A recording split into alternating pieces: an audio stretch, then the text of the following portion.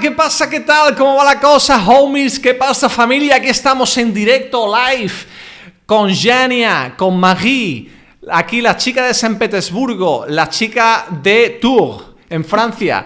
Aquí vamos a presentarlas ahora, vamos a hablar un poquito en inglés. We're gonna be talking in English, Spanish, maybe a little bit of French, who knows? It depends on our guest today. Ya sabéis que aquí vamos a practicar un poquito de inglés, español, vamos a hablar de muchos temas de actualidad. Vamos a intentar demostraros cómo se puede practicar cualquier idioma sobre cualquier tema y sacar el mayor mérito posible de cada conversación. So we're going to be talking about a bunch of different topics, and let's see how our guests feel today about these topics. Because the whole point of this is just to try to share opinions, try to come up with ideas, and try to show the audience that you can really practice English or Spanish. It doesn't matter the level that you have. And try to, the whole idea is to communicate, to come up with your own way of expressing the ideas. That's the whole thing about this show. So, again, for the second time today, la segunda vez, we have Jania, because sorry, the other day I didn't pronounce it right. I said Jania, but it's Jania. Jania. So because rewatching the videos, I realized. No worries. After that. So yeah. So how have you been? Tell me a little bit about these past 2 weeks. What were you doing? How was your 2 weeks? Just working, going to gym, and another. Getting fit. This week is Carnival, so I'm really waiting for go at the weekend. Do you know the Carnival of Malaga? Yeah, el Carnaval. So I was like last week, and I was super impressed because I really liked it. But there were so many people. You don't have anything like that in St. Petersburg? No, we don't. So that's why it's a cool experience. No tenéis carnaval, chicos, no hay carnavales en San Petersburgo. Hay muchas rusas guapas, pero no hay carnavales. You can have everything. Yeah. Okay. Bueno, y cuéntame tú, preséntate un poquito, Marie. ¿Puedes presentarte, si quieres en español, para que la gente te conozca en español? Porque hablas español muy bien, la verdad. Hola, soy Marie, soy de Francia, tengo 21 años y estoy aquí en Málaga hasta mayo para estudiar y mejorar mi español. Perfecto. Y bueno, lo que no sabéis es que es una escritora de 10.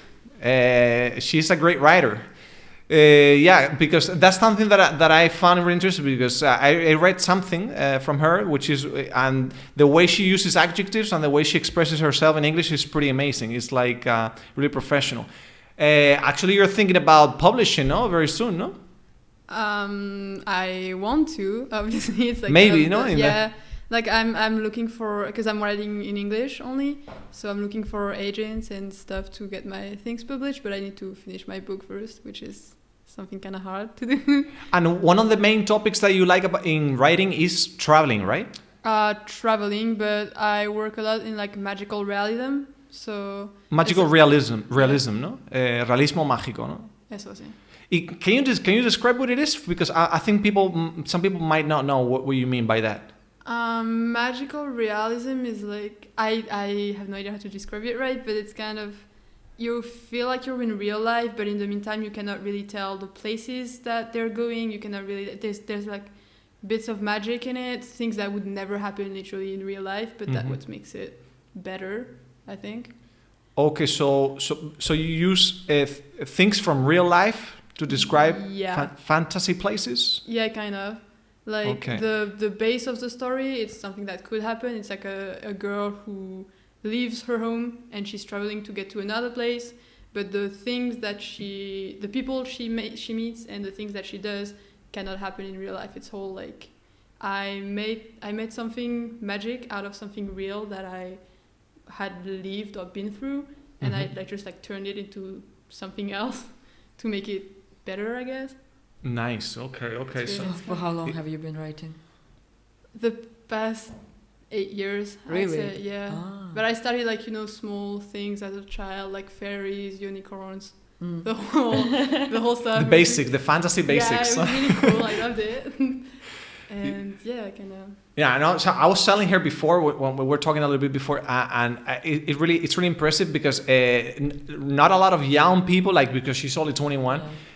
can write and express their ideas, in a detailed way in writing, because we are so used to videos nowadays. Estamos tan acostumbrados a ver vídeos y vídeos, ¿sabes? Y es muy difícil expresar las ideas por escrito. Because usually, like when I do videos sometimes, not this, but when I do sketches or anything like that, writing is essential, because tienes que saber lo que quieres decir en el vídeo. You need to know what you're going to be talking about on the video. Claro. So if you don't know how to write and put the ideas in writing, you know. And the English classes, how are the English classes going for you?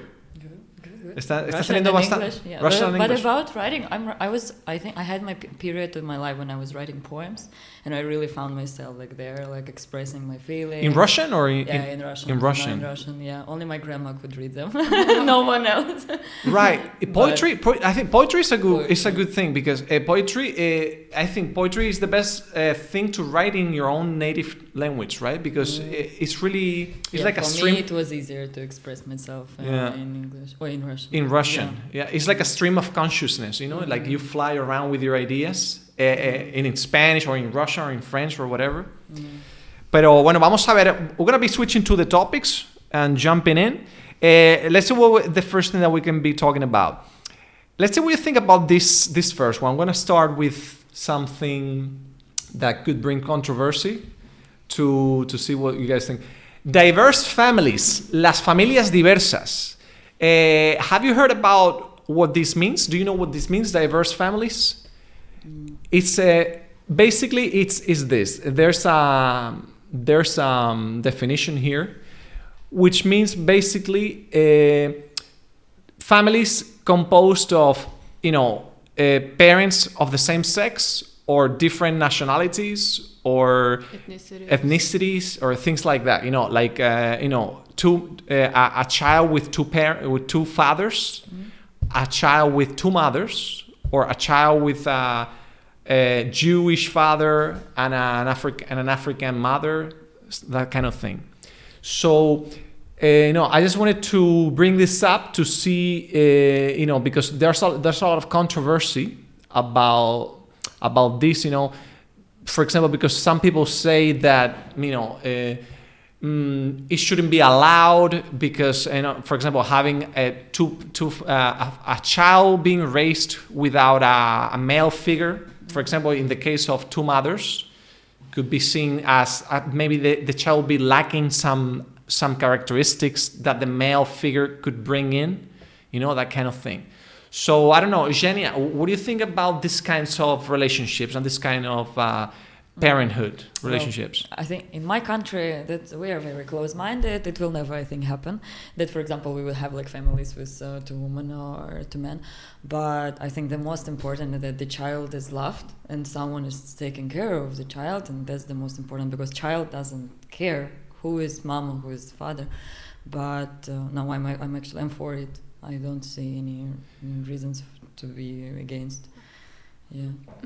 I'm currently dating a girl, so we've been dating for exactly. That's why I wanted to. That's one of the reasons why I brought up this topic, because I knew that you were dating. You mentioned it on the group, right?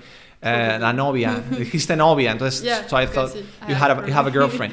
So exactly. So that's a great example. So let's say you want to have a child. What do you think about people that think that is something maybe that could bring in problems for the raising of that kid? I think maybe every child at some point has like an existential crisis.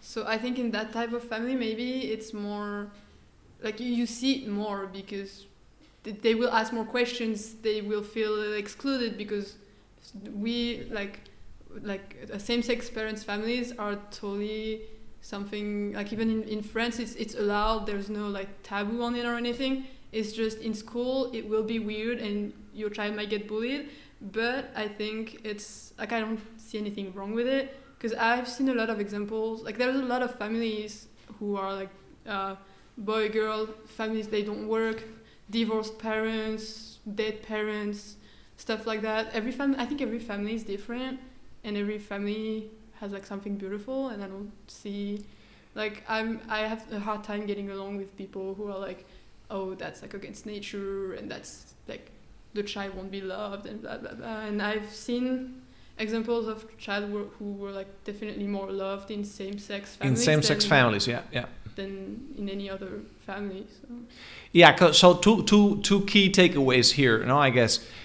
Love, like, if you offer love to a kid, that's really the main thing, because everything else is like extra, no? Yeah. You need to provide the right education, you need to provide the right values, but if those two people, being two girls or two guys, can provide those values and those and people often forget that it's not because you live with it's not because you have two fathers, for example, that you won't have a feminine figure in your life. Because sorry keep talking. It's just I'm gonna set this up because I noticed that okay, sorry. So wow, I panicked. I forgot. No, that's fine. Sorry, don't worry about it.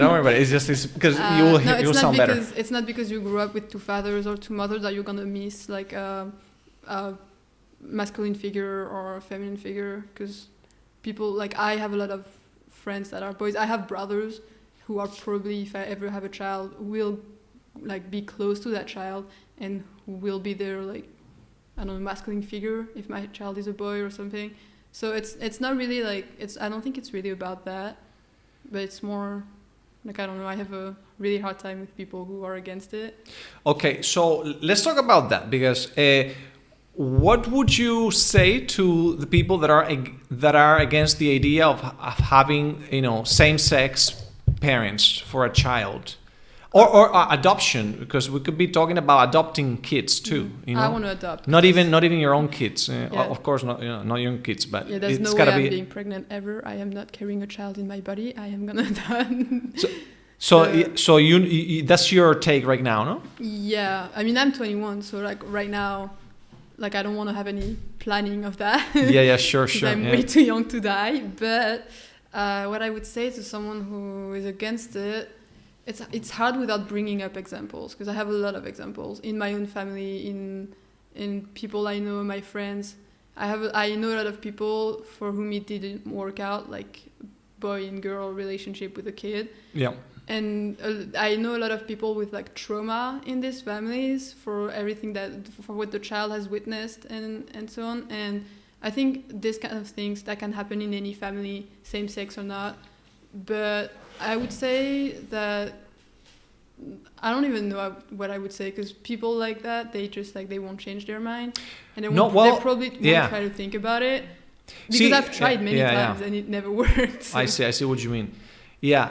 See, the reason I was asking this is because I always try to come out. I'm the kind of guy that tries to discuss things over, right? Because I don't like, okay, no, we have different opinions. We're gonna leave it at that. I like to come up with arguments to say, okay, listen, this is what I think. You don't have to agree, but at least see my point, so that everybody can be, and share their opinions. That's the whole point. Because you were smart. You were smiling just a moment ago when she mentioned the fact that she doesn't want to have kids at all.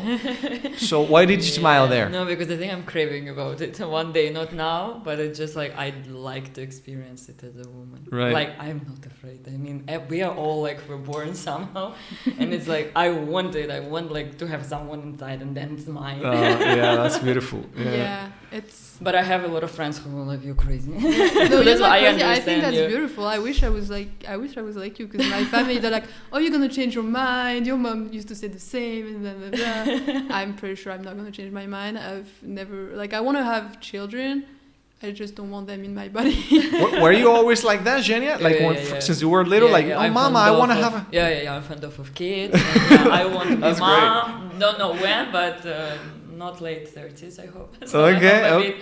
A bit earlier, but we'll see. But yeah, I know my best friends, they also like, I will never get pregnant, because the reason there was a topic about surrogacy. Yeah, that's coming up next. And it's like, I can imagine that a woman is carrying my baby inside. It's like, for me, no way. But I respect any opinions. I see it as very practical. Let's see. So. This was especially about LGBT parenting, pretty much what we talked about. Mm-hmm. Adoption, we already talked about this one. And yeah, so let's go into the other one, because now that you brought it up, I think that's a good segue to the other topic, which is surrogacy. Surrogacy. Do you know? Can you explain? ¿Puedes explicar el término surrogacy en español, Marie?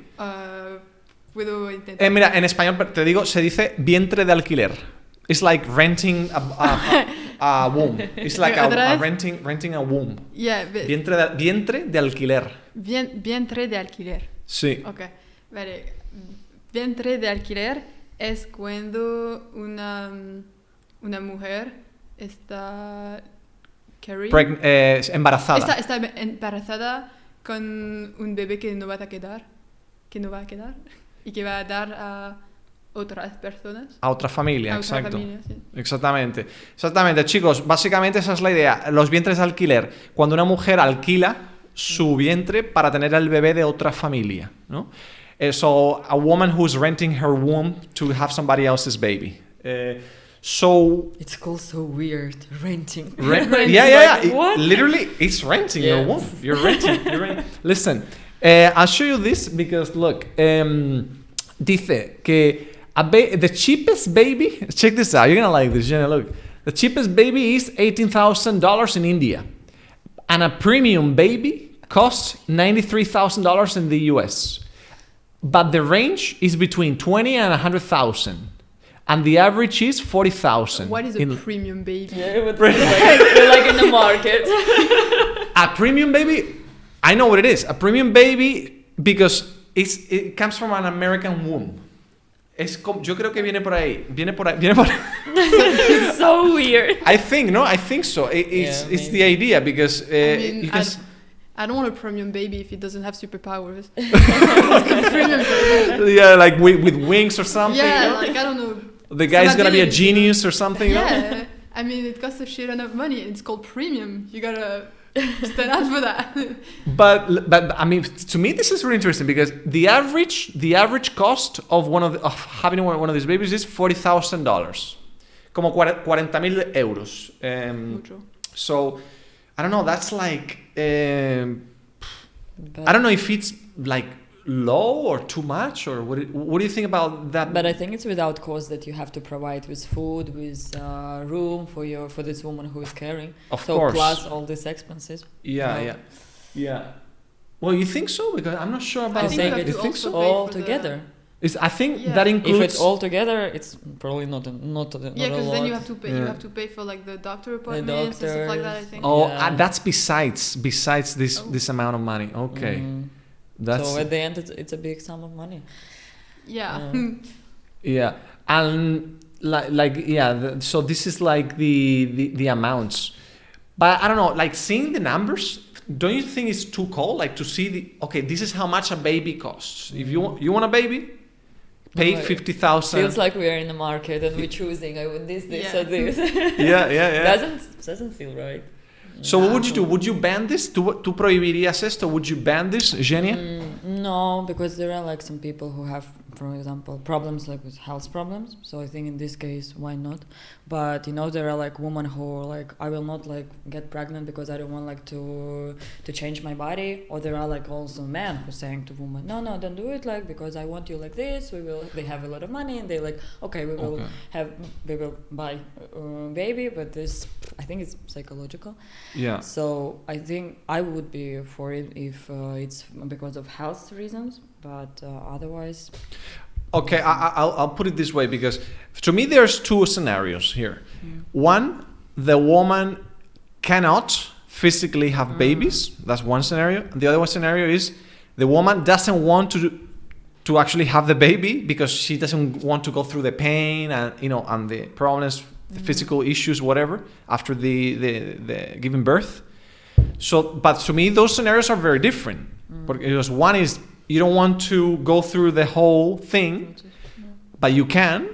And the other one is you cannot have a baby. So do you think we should differentiate between these two things? What do you think, Marie? For me, it's really like for women who cannot have a baby due to some health health issues. Yeah. I'm okay with it. I can't say that I'm not okay with it because it's totally like it's not my place to say that, but like I feel like it's more like relevant to ask someone else to carry your baby because you cannot than it is if it's just like, oh, I don't want to be pregnant, someone else is going to do it for me because I want a baby and not like a child, baby. Not like a toddler or something. But for example, in my case, I don't want to be pregnant, but I would never do surrogacy, and it has nothing to do with the cost of it. I just like I don't want to carry a child, so I'm going to adopt one because I feel like we're bringing like so many babies into the world. Like it's stop, slow down. It's too much overpopulation. Yeah, that was another topic from a previous day. Also, overpopulation. We are 8 billion people nowadays. 8 billion. Russia is, I think, it's 150 million. No, Russia. India is gonna be the second, like probably soon the first, like most populated. Which one? India. India is about 1.3 billion now. Almost as they're gonna catch with China in maybe months or something. They are saying it's crazy. Yeah. They say between China and India, there are pretty much 2/3 of the world population in 2 countries. There are 200 countries. So 2 countries, 1% of the countries hold 1/3 of the population in the world. It's crazy. Unbelievable. Yeah. Crazy stuff. All right, so that's surrogacy. I didn't know it actually. A lot of celebrities doing this. Kim Kardashian. When I read, I was like, what? Like she had like her 3rd baby like with surrogacy. Surrogacy. Yeah, surrogacy. Yeah. I didn't it's a know weird that. term. Why did she do that? Yeah. Sí, de hecho, el término es, mira, se dice surrogate, se dice surrogate mother. Así se dice. Esta es como la madre, la que pone, the mother that provides the womb. Surrogate mother. They call it like this. All right, so I thought that was interesting. Okay, let's switch up to another one. Let's see what comes out. Let's see this one because it's also related. Hold on. So, virginity, la virginidad. When I read it, I was like, "What? What's going on?" Have you heard about this? Did you know about this? They venden pastillas, píldoras. They sell pills to fake, the fact that you just lost your virginity, to show. So you put it inside yourself when you are having sex, to convince the guy that it's your first time, que eres tu primera vez. This is a thing. I wasn't shocked when I read. Did you know like, this? What? No, sabía, it was ¿no? first time. No. This is true. They sell it on Amazon. That's crazy. On Amazon. On Amazon. Yes. Who would want to yes. take that off Amazon? You would die. They sell it. Look. Oh my god. Yeah. Píldora, sangre, sangre virginidad. Because I looked it up. At least on the US, they do sell it. No, this is not in Spain, but I did see this in the US side or something. But anyway, you can buy it. It's something. It's a thing. They sell it. So it's just pills that you put inside. And also there's another thing which is fake hymens. The thing from the inside in the vagina. Yes. Mm-hmm. So they sell that, so like a fake one, so that you can put inside to convince the men that it's your first time. That is the fact that things like that can come in handy is like so fucked up. Yeah. They do this. Also, a lot of for example, I read about this, and they say that Muslim men, los musulmanes aprecian mucho la virginidad en las mujeres. They appreciate virginity in women a lot, Muslims. So that's why they say that this is a huge market for Muslim women, para las mujeres musulmanas. So, ¿qué pensáis de esto? ¿Qué piensas de esto, Maggie? What's your take on this? With all due respect to Islamic religion. Yeah, sure. I think it's really, really fucked up that some women might need this. Sometimes, like, I don't know. To me, it's because virginity is such a it's a concept. And to me, it literally means like nothing, because no one really ever cared if I was a virgin or not. I didn't give a shit.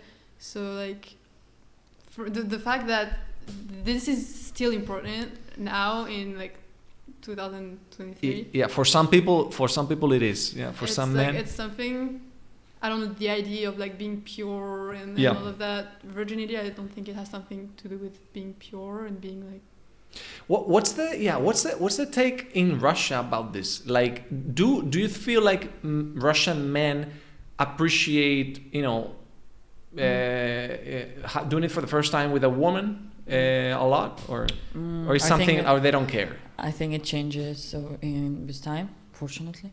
But it's still like, I think in every culture it's like this, but in Russia it's normal to say, for example, for a guy, like, look, like I fuck like 30 girls, and everyone would say like, oh, cool, bro.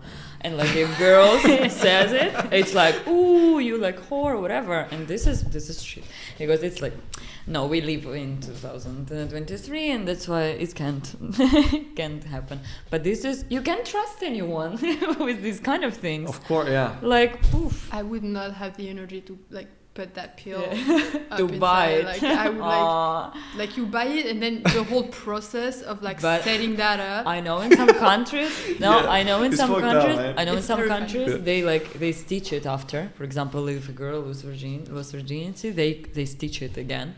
Oh yeah. I read. This is like that's a thing, right? It's like a surgery, no? Es como cirugía, no? Yeah. Can you explain that? Like, it's like if a girl lost virginity, they can stitch you again. So in order like to pretend that you didn't have anything. You didn't have anything. Yeah, and it's like But how does like stitching makes it tighter, no? Yeah. Isn't that for like women when they gave birth? Also. And I think it's called there's something like that, and you kind of like add one more stitch to make the vagina tighter, so it feels better. that was that's a name. Called the husband stitch. But really? I didn't know about. Yeah, they do that, like, but that's like in African countries and stuff, I think, no? Mostly. I don't know. I've heard a lot of that in. It's like because they stitch up a little bit of the vagina so that the man feels more pleasure with the girl, because obviously it's tighter. But I read about that, especially in African countries, because African countries, they have this old mindset, treating women still like objects, and all that kind of thing. They do it like in tribes and stuff like that. But in the first world, I didn't see too much about that. Y mira, esto es otra cosa que sobre el tema de virginity que tenía aquí, que es, mira, a ver qué pensáis de esto. Mira, esto es de una survey que se hicieron, te voy a poner aquí para que la gente lo vea. Esto es de una survey que se hizo a un total de 12,000 adults between 18 and 49 years old. Y dice que globally 38% of adults between 18 and 24 are virgins globally in the world. And they say that Malaysians and people from Singapore, 84% in this age range are still virgins. So mostly it's the people from Asia. So apparently people in Asia, young people, most of them are still virgins. But in the US and in Europe, that changes a lot. Like in the US, it's 53%, so like half of these people in this age range are still virgins. So I don't know. I just want to bring this up, like to give you like an idea of what's like the statistics say about virginity. In your opinion, like what's like the average age like that you think that guys lose their virginity and girls lose their virginity? Los chicos y las chicas. Both sex. I would say in France it would be when you enter high school, which is like 15 to 16, sometimes 14 if you're feeling a little spicy, no? A little spicy. Yeah, okay. For both, I think, for both boys and girls. Yeah, I read that in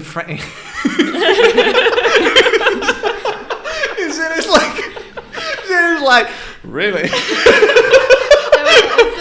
But I know your culture is very open in this, so like our culture is closed. In Russia, when is the average age in Russia? No, I think 18. In 18, 18, yeah. 14 is like whoosh, babies. Yeah, 14 is actually it's really young, and a lot of people think it's young. It's just I think most people do it between like 15, like in high school time, so it's like 15, 16, 17. But we don't, as long as you don't get pregnant, we don't really care what age you lose your virginity. And a lot of people, they're like, it's like the one thing they think about in school is like who fucks who, what. Yeah.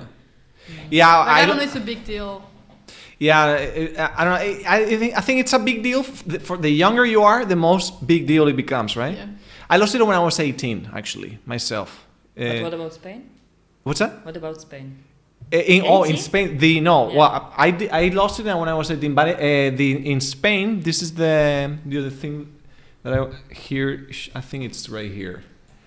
Here it is. No. Here's the list. So this is the average list, the average age in each country where they lose their virginity. If you check, look, I'm gonna check in Spain. France. Where's France? 18.5. 18 years it's old. down No? the list. Russia is above. Here. 18 and a half. So in France, but this is average, okay? The average age they lose virginity in France is 18. The average age in Spain is 19. Oh, okay. So French girls, French people, they go faster. You guys have a little bit of advantage over us there. And in Russia, 18. So look, Spain and Russia. No, Russia, they also lose it a little bit. Yeah, but this is average again. These numbers, I don't think I would trust them too much because they are averages. So, but it's interesting to see like because you see, people in Asia are the ones that lose it the latest. See, all the top 7 are Asian countries. As you can see. I don't know about other Asian country, but like in India, you have to be married before you do it. So, and now it's obviously it's changing because everything changes all the time. But it's like it's really hard, especially because like you live with your parents, but like the entire family, if they're the grandma, the uncles, aunts, everyone is just like in one. It's like they live together. So I think bringing someone home would be really complicated, and it's also it's like one thing you do. You get married, you move in, you have sex, you have kids. Yeah. So, te voy a preguntar esto. ¿Qué opinas tú, Jania? Sorry, I was speaking in Spanish. I'll ask you in Spanish and I'll translate. ¿Qué opinas tú de la idealización de la primera pareja sexual que la gente busca, ¿no? What do you think about the idealization that people have of finding the perfect person to lose their virginity with? Do you think it's not so important, or do you think, you should wait to find like really someone that you really feel comfortable with to do that? I would say that for our culture is important. As I remember myself, it was very important, and among my group of people, it was important. And you were 18 or 17? 17, yeah. Okay. But now everything is changing, so I don't know how it would work now. But for me, that time it was very important. You need to find the right guy. It was my first guy even kiss. So, okay. And we were dating like 2.5 years. It was for high school, so I was like ready, like emotionally. But I think in Europe it doesn't happen like that much, and people don't think that much about it, especially nowadays. Which I think that's, I don't know. Yeah, no, I got you. Yeah, but that's a topic of conversation because I noticed that some young people, teenagers that are, 14, 15, there are some people, they go, oh, no, we need to start thinking about doing this because otherwise we're going to be the losers in the group, you know what I'm saying? I'm talking about that kind of peer pressure, la presión social de no ser el último, not being the last one in your group of friends to lose their virginity. See, what do you think about that one, Marie? Para mí, mis amigos personalmente no le importa, entonces okay, la verdad es que solo tengo una mejor amiga. Claro. Y para ella no es importante. Para ella no es importante, mi claro. edad y con quién. Y literalmente, it's not her business. So like my friends were never like, oh, you have to do it. You have to find the person. You have to Claro. do that. You have to na. So I didn't really like. I was self-aware of it because like I lost it at 17, and I was already thinking at that time that I would never do it because 17. I think you just like make a huge deal yourself out of it. Yeah. Because. Like, because you romanticize it, no? Yeah, Romantizas, no? Like everybody, like in high school, everyone already did it, and you're just kind of like, yeah, well, nice, cool. And so I was kind of like, I was not like I wouldn't have done it with anyone. I wanted like the right person, and I wanted it to be like something nice because I don't want to have a bad memory of it. But I was not really like pressuring myself too much into like finding that person. Yo pienso que los españoles y los franceses son muy románticos. We are very romantic, so we tend to romanticize the first time, Yeah. At least I saw that in Spain a lot, and I think France is really similar too, no? The first time it's more like, well, I don't know. Like for what I've seen, like most of people that I know, it's something important, and it's not that we romanticize it. It's just we know that it's nothing that much important. Like it's just your first time actually, because you have to do it. There has to be a first time, but we don't make a huge deal out of it. It's just we want it to be nice because we don't want. Claro. Like, un buen recuerdo, having a good memory. Yeah, for sure. Yeah. So I think it's just that. Like really, it's just the hard part is finding the person, but most people don't really look. We just. Gotcha. Stumble across people. Yeah, just whatever comes in the way. Comes in the way. All right, yeah. So, yeah, I don't know. I just wanted to, because these three topics, I thought they were related to each other in a way. So I just wanted to bring them into a single segment. Okay, let's switch up to a completely different thing now. Let's talk about paranormal activities, paranormal experiences, experiencias paranormales, chicos. Okay. Vamos a ver si habéis tenido... Genia, let me start with you. Have you ever had any paranormal experiences in the past, and which kind of experiences? No, I never. Never. I don't really believe in it. You really? Okay, good. Let's start with that. Honest, yeah. No crees absolutamente en nada paranormal, ¿no? You don't believe in the afterlife, ghosts? No, in this kind of spirits? No. Nothing. No. Why is that? Like, I don't know. Have you ever experienced? When my grandma died, I did experience stuff, yeah, because I loved her a lot. I love my grandma a lot, and I still feel sometimes when I'm stressed or I feel anxious about things, like she watches over me, and especially when I was overseas in the States. I swear to God, I felt like she was looking at me sometimes at night, especially at night, because I'm a night owl. Yo soy como un búho nocturno. Yo soy un búho nocturno. Yo me acuesto yo me despierto a las 10 para el trabajo, clock in at 10 o'clock to work. I wake up at 10 to 10, like 10 minutes before work. But I may go to bed at 4 or 5 because I love the night. I love, staying at night, doing things, watching stuff or doing whatever. In the States, when I quit my job as a teacher there, I moved to Chicago, downtown. I went into sales, but I was really stressed because I didn't know what was going to happen. No sabía qué iba a pasar con mi vida. I was really lost. I was, So I felt like my grandma, she already passed. She was like watching me and trying to see that I was all right. But it was a weird thing because sometimes it scared me. But I knew she was my grandma. So I was like, okay, if it's her, it's fine. But if it's not her, I'm gonna freak out here. You know what I'm saying? It was crazy. I don't know. Yo creo que hay cosas. Yo creo que sí. Yo creo que hay algo. No sé. Pero no puedo probarlo. I can't prove it. It's like what we talked. Remember the other week about energetic vampires, that kind of thing. To me, it's the same thing. It's the energy, because when you die, Es como que la energía se transmite y va pasando de un sitio a otro. Y a lo mejor hay muertos, there are dead people who are not ready to die, and maybe their energy somehow starts randomly going around, you know, in the living world, you know. But I don't know. It's like God. Like, can you prove there is a God? You know, that kind of thing. You cannot prove it, but you might have assumptions or feelings.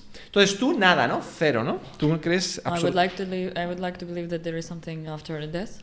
There's this thing, yeah. Claro. But, porque es como very depressing, no? Not to know for sure that there's nothing. Like right now, you cut your head off, and that's it. Everything you have gone through disappears in history. That's it. Those 25 years of your life, they are nothing now anymore. ¿Tú qué piensas de eso, Marie? Afterlife, ghosts, lo paranormal. ¿Tú has tenido alguna experiencia? Depende de lo que llama paranormal. Por ejemplo, me acuerdo que tengo 3 gatos. 3 gatos. Sí. Y los encontré en mi jardín porque mis padres no querían gatos, ninguna mascota. Pero me acuerdo que la noche antes de encontrarlos en el jardín, soñé que encontré gatos en mi jardín, 3. Y la mañana después, my mom called me and she was like, "Hey, we found kittens." And I was like, okay, nice. And so we ended up actually keeping only one of the cats because one ran away, the other one passed away. And then we just like kept on collecting cats over the years. So it was cool. So I don't know if that's paranormal thing or just como una premonición o algo. Okay, premonition, no? Precognition, no? Like a premonitory dream or something. Yeah. I don't know if that's called paranormal, or maybe I just like made it up in my head when I was a kid. That's also a possibility. Just like because I remember the dream. They were like in a cage and there were 3 and they were just like sitting there. Could be paranormal because I call that, I think that's called precognitive dreams. Precognitive dreams. It's like when you dream something and then that thing happens. Yeah. That's a precognitive dream. Yeah. So maybe. you see it coming. You see it coming in a way. Yeah, but it was literally just my cats. So nothing. I did not see like any kind of. I did not have any kind of big revelation or anything. So that was that, and a veces puedo sentir como una presencia. Una presencia, sí. But I have no idea. Like it's really weird, or maybe because I hate being alone in places. I'm not able to live alone. So sometimes I think that I make like a big deal. Like when I'm alone, everything feels like too big, too wide, and I don't know, maybe I just like make it up in my head. That's also a possibility because I'm really freaking paranoid. Like I will freak out over the smallest noise in the house. So I don't know. And yeah. So you feel more uncomfortable when you spend long periods of time alone in an apartment? Yeah, I hate living alone. I cannot be alone because I freak out. Like I will, every noise will wake me up, and it's just like it will make me literally panic. ¿Alguna vez has hecho una Ouija? Tabla de Ouija o Ouija board. ¿Sabes un Ouija board, Jenny? No. No sé, mira, es esto. I do not want to die. ¿Sabes esto? I wish. Es algo para llamar a los muertos. When like they saying to you some sentences. Yeah. And you're moving with exactly. them. It's called Ouija board. How do you spell it? It's Ouija. I think it's Ouija board, no, or something. Ouija. This one. Yeah, Ouija board. Yeah. So this is the thing. I'll show you here for people to see. So this is the Ouija board. So it's pretty much a board with letters, with the alphabet and numbers, and maybe yes and no sentences like this. So the idea is you ask questions to the ghost and then you come up with answers. If there's something, you put the hands in the thing and then it tells you. It's moving by itself. Yeah, exactly. That's the thing. True. I did this once. When I was in high school and stuff. In an abandoned house. We were hang out, a few friends. that's like how horror movies start. Yeah. I know. Why would you want to do that to yourself? Porque siempre nos gustaba, we like to, do the things in movies, like Scream, Final Destination and all these movies, American movies, you see something in a movie and say, oh, let's do like the movies. And what did you get any answer? Yeah, well, we got answer, but it was us moving the thing, obviously. Actually, I moved it, and I freaked the rest of the people out. I was like, hey, listen, I told you, like move it, but I was moving it like really slowly, like, and I was like that. But it was fun. It's fun, but you never know. You're never gonna know. And about ghosts, do you find the idea of ghosts believable? The people that die could come back somehow. Los fantasmas. No, I don't really believe in any, and I think because that would be way too terrifying for someone like me who. It's easier not to believe it. It's easy not to believe it, no? No, I just I don't know. I never grew up close to like any kind of paranormal stuff situation. So I don't really believe in that. I believe like you, there's kind of like maybe an energy or something, and then when we die, something happens. I don't know.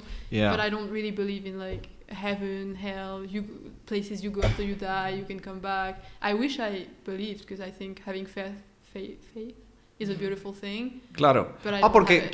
tú relacionas heaven and hell with the paranormal. So you relate Kind of. those things. Okay, because for you, if the paranormal exists, like the afterlife and all that, then I mean, that's religious heaven and hell should exist as well, no? Oh, I don't. Yeah, why not? Claro. I have no idea. I don't know where to put the boundaries between like what could exist and that you call paranormal and what wouldn't. To me, because I don't believe, I'm not part of any religion. To me, heaven, hell, those concepts are like kind of paranormal too. Claro. Religions are paranormal as well for you, no? Yeah. Because they describe things that that cannot be explained, ¿no? Yeah, in that sense, yeah. In the same sense. Yeah, that's a good one. Ok, pues ahí está lo paranormal, ¿no? Después, había una cosa que tenía aquí preparada, que era el tema de... esto es... Bueno, el social media clouds. Voy a ponerlo aquí. Social media clouds, guys. Marie, ¿tú has escuchado la expresión social media clouds? Esto de aquí. Clouds, esta expresión, clouds. Social media clouds. To me, cloud is like the views that you get out of doing something on social media, but I don't know if that's the right definition of it. Yeah, I mean, pretty much cloud is recognition. Getting social media recognition. Like, validation. When you get you get all the likes and all the recognition from whatever you do on social media. So, the reason why I want to bring this up is because, Jania, do you think people are going crazy about this social media recognition? Porque me refiero a unknown people. I'm not talking about famous people. I'm talking about regular people. A random girl or a random guy who has 1,000 followers on Instagram or 500 followers on Instagram, and they obsess with the idea of, I need to upload cool stuff because I need people to say, what an exciting life you have, and you want to get that social clout. Quieres como conseguir ese reconocimiento social constante y validación social. What do you think about this one? Yeah, definitely, especially among young people. I remember last time when I was here, I was telling that I was super happy. I'm super happy that I had the Instagram when I was 16, maybe, first time, because I think if I had it before, I would become crazy. Porque claro, tú te abriste cuenta at 16. I feel super sad. Like, I'm super sorry for children, for teenagers who now, 12 years old, they already have Instagram. They looking at all these girls, if they're girls, like famous girls, all these shapes, whatever. But no, I remember when I was, I think, 17, and I was like, Mom, like, look at this girl, like, and I was a teenager, I felt like this, I felt envy a bit, like I felt jealous. Yeah, sure. And my mom was like, when we were young, said to me, when we were younger, we could compare ourselves only with real people around us. That's and a good point. I memorized it, and I looked around myself, like, and I was like, I don't have anyone to compare myself with, and I was like, this thing like still in my mind, and I only can feel jealous in some kind of way only to real people around me, and unless I have them, I don't feel this way. So I feel great because all these people on Instagram, I honestly, if we talk about like all these models, whatever, I personally never seen all of them, none of them in my real life in front of me the same way as they are like. And it's like, when I see you, I talk to you, then I will say you're beautiful or whatever. I can feel this, have this feeling inside, but otherwise, no. Yeah. Let's grab onto that idea that you brought up, Zhenya, at the fact of comparing yourself with other people, either be it real life or online. ¿Tú piensas que compararse con la gente constantemente tiene ventajas o desventajas? ¿Son más las desventajas que tiene eso de compararse? Creo que depende de tu personalidad. Para mí es un desventaja porque me comparé mucho a la gente y me comparé mucho en el sentido que voy a decir, esta persona puede hacer algo que yo no puedo y esta persona es como así, puede hacer todo eso cool stuff. Yeah. Y yo no. Y no sé, y todo en Instagram, TikTok, la gente parece como tan inteligente. Claro, exacto. It's something that I struggle a lot with, just like feeling super fucking dumb. And feeling like my thoughts, feelings, opinions, anything like that, it won't be relevant. Like you feel irrelevant. I really feel irrelevant. And I've like even like real life or social media life, I compare myself to people a lot. That's something I do. No, I remember in COVID times when everyone were on TikTok and you were looking at Instagram or TikTok and today I woke up at 6 o'clock and I did this. I learned 2 languages. Yeah. I cooked 10 dishes and it's like, like what am I doing with my life here? Huh? And phone goes through the window. No, 100%. And listen, you need to understand these people that with hundreds of thousands of followers or millions of followers, these people are the 0.01% of Instagram and TikTok. These people are like exceptions, but the same way. How many times you see someone who makes 10 times as much as you do and can do all sorts of things that you cannot do on the street? Maybe you find them 1 out of, 20,000 people. Like, it's not normal to see that kind of person walking around. It's uncommon, because that's the whole point of being exceptionally good, in something. In order to be exceptional, you need to do things different, but not everybody is going to be exceptional. Sometimes, for me, it's a matter of setting believable goals for yourself. Okay, this is a topic that a lot of people don't like to hear, because they think you're a loser. People that when they listen to you talking about setting up limits, not limits, but setting up boundaries, setting up realistic boundaries upon yourself, they think, you say that because you're a loser, and you have realized that you cannot go any higher than that, so that's why you will go with the argument of setting realistic boundaries, But to me, no. To me, it's about really working with what you have, Listen, I'm not rich. I'm not an engineer. Yo no soy un ingeniero. Yo no soy rico. I'm not a top model. I'm an average guy, So I'm not gonna, open a thing that I'm gonna open a company and make $2 million in a year, and I'm not gonna get a top model, So I need to set up like realistic things to feel confident about what I have and what I can do, because otherwise I would feel like shit, like what you're saying, like I want to throw the smartphone out the window every single day, because you see these people all the time, and you get depressed. And to me, to us, I think it's something doable because we are mature. We are mature, and we can take time to think about things. But for a teenager who's 15 or 16 or whatever, so maybe they still don't have the emotional maturity to come up with the idea. Okay, let's take it easy. Let's balance things out and let's see what we can do with what we have. Entonces, but I also think it's something you get like growing up, like the fact like stop. Sorry, my brain is resetting. Okay. No, just like the fact of like setting realistic boundaries for yourself and telling yourself like, okay, well, that's something I'm never gonna be able to do, and setting like realistic stuff. A 15-year-old is not going to do that. You want to do great. You want to do things. You want to do great things, big things, and then you just like come around and realize that you won't. Yeah. That's also a good point, because you said things that I'm never going to be able to do. It's not so much that, but the fact of taking things one thing at a time. Yeah. To me, it's about, okay, this week I'm going to do this. I'm going to try to do my best to reach this goal.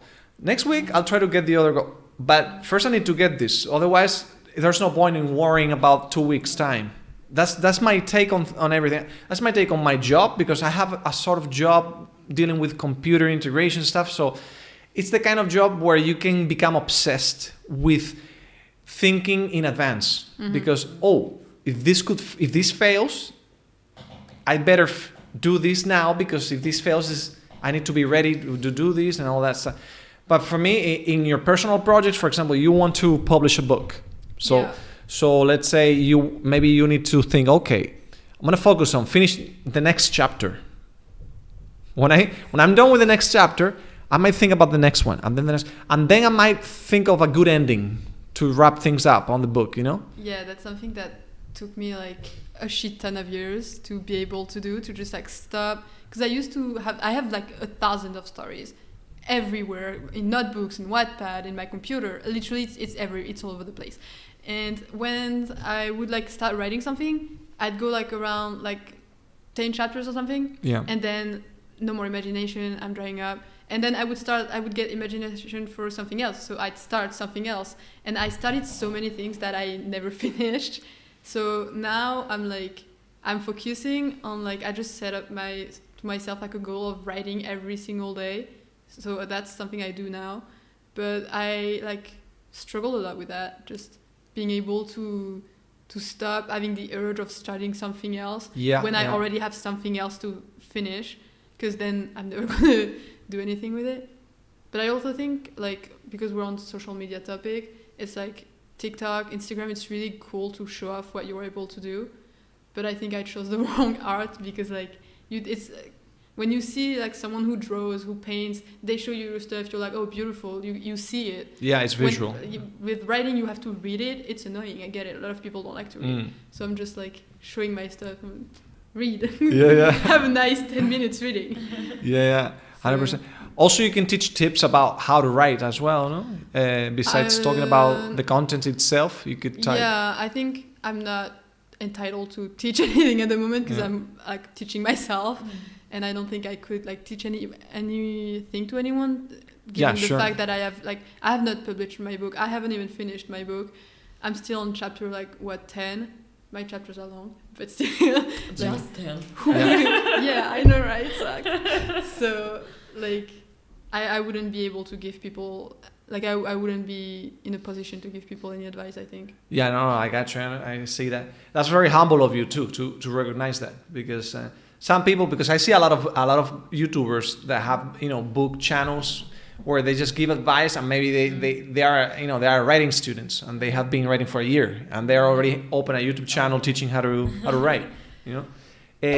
But one day, some other day, maybe we could go to you could share some info about your book, maybe the topic or. I would love to. Yeah. If that interests anybody. Then because now I'm getting intrigued. Now that I know more or less about the kind of mindset that you have and the fantasy stuff and traveling.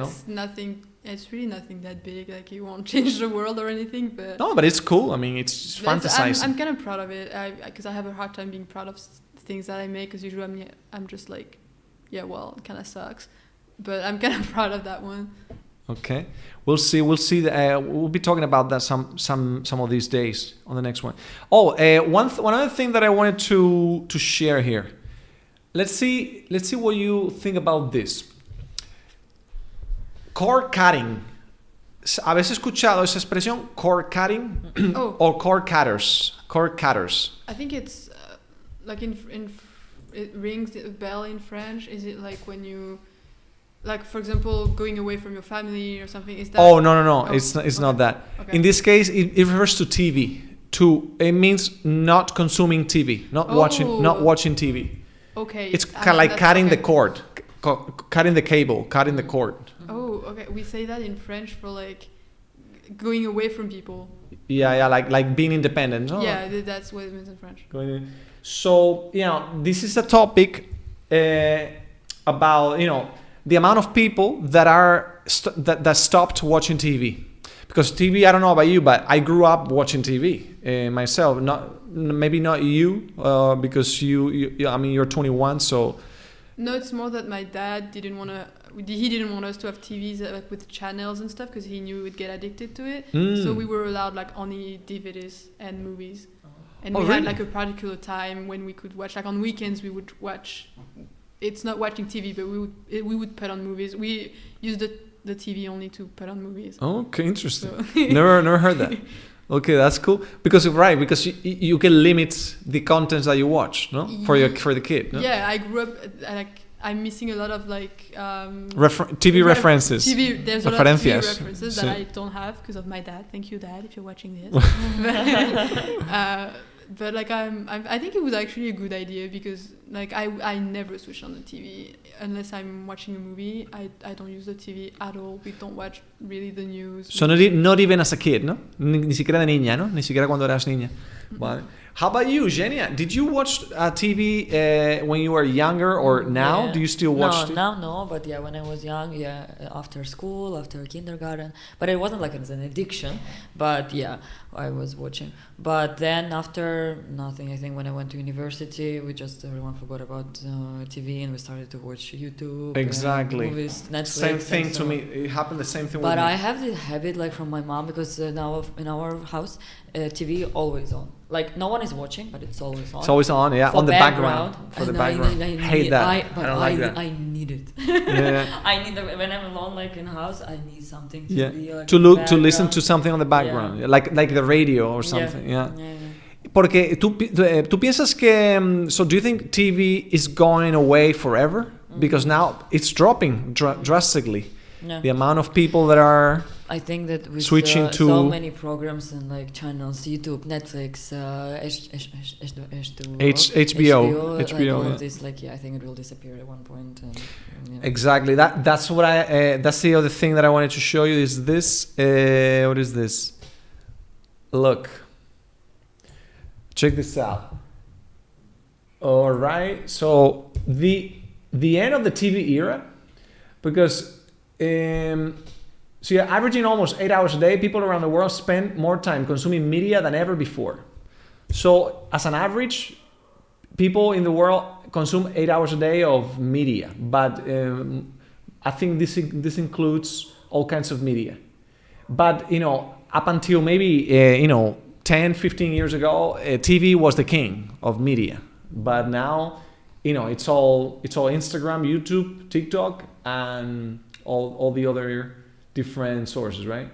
So, but the thing is, this is a little graph about this is an interesting point here, because look, in 2019, almost right before the pandemic, the internet consumption of media surpassed TV consumption in general. So, before that, of course, people started consuming more and more internet, but in 2019, there was a deciding point here where people there were more people consuming internet content than TV. So I guess the question would be, do you think that this is the end for TV, or do you think this is bad, or TV is going to reshape in somehow to keep it existing? ¿Tú qué piensas de eso, Marie? I think now you can find like basically anything that you want on YouTube, like a lot of programs, like a lot of, because since I missed out on so many references, I wanted to catch up, and there's a lot of what's it called? There's a lot of programs that were on TVs and that I could now find on YouTube. So I think it probably will, because like I think it will, as in like it's the logical step, you know. But also I don't really have an opinion on the question, because I grew up totally without TV. Yeah. So I don't really see it in my everyday life. Because growing up, we didn't watch the TV. It was always off unless we were watching a movie. Claro, tú eres un caso curioso porque, claro, normalmente la gente de niños sí que consumía televisión de alguna manera u otra, pero tu caso es especial porque ni siquiera de niña consumías televisión. Entonces, claro. What about our abuelos? Do they always watch TV? Los abuelos, los abuelos siempre. Sí. My grandma, I think, is always like in front of TV. On my dad's side, no. On my mom's side, there are always with the TV. No. And that's one thing I loved about going to my grandparents' house, because I lived 20 minutes away, so I could go whenever we wanted. We went very often to my grandparents' house, and every time I would ask my grandma to like switch on the TV, and she'd be like, yeah, and my mom would be like, no, and my grandma would be like, well, they're at my house, they're watching TV, they want to. Yeah. So like my grandma's house was like the time for TV and random shows that we could watch, but other than that. And do you think, Genia, that the TV, we're going to miss it, or it doesn't really matter? I mean, it's just something that existed for a time and then disappeared, like the radio. No, honestly, like when I turn on TV, like online TV, Russian, because I miss Russian TV sometimes, to hear Russian. To get in touch with your roots. Yeah, but there is so much bullshit, and I'm like, who is watching it? I just have it for background, but there's such stupid programs, and I think it will disappear. Yeah. Like, listen, I don't watch like regular TV, like, because maybe, since I dropped out of since I finished my college education, because then you have the laptop and everything, then also I shared a lot of. I have been sharing in different apartments with a bunch of different people, and thing is, there was no point of having a TV because everybody was in their rooms. So because I had to, everybody was in their room, so I have my computer, and that's it. But I don't think people are really gonna the ones that are really gonna miss it. Maybe is old people, no? Because old people, if they stop producing TV content, maybe those 20 years of their lives, maybe they're gonna say, oh, now I need to learn how to search on YouTube and all that stuff. You know what I'm saying? Eso va a ser. Pero yo creo que les viene bien, ¿no? It should be good for them, because that way they have some. Also, I think another thing that we didn't talk about is searching.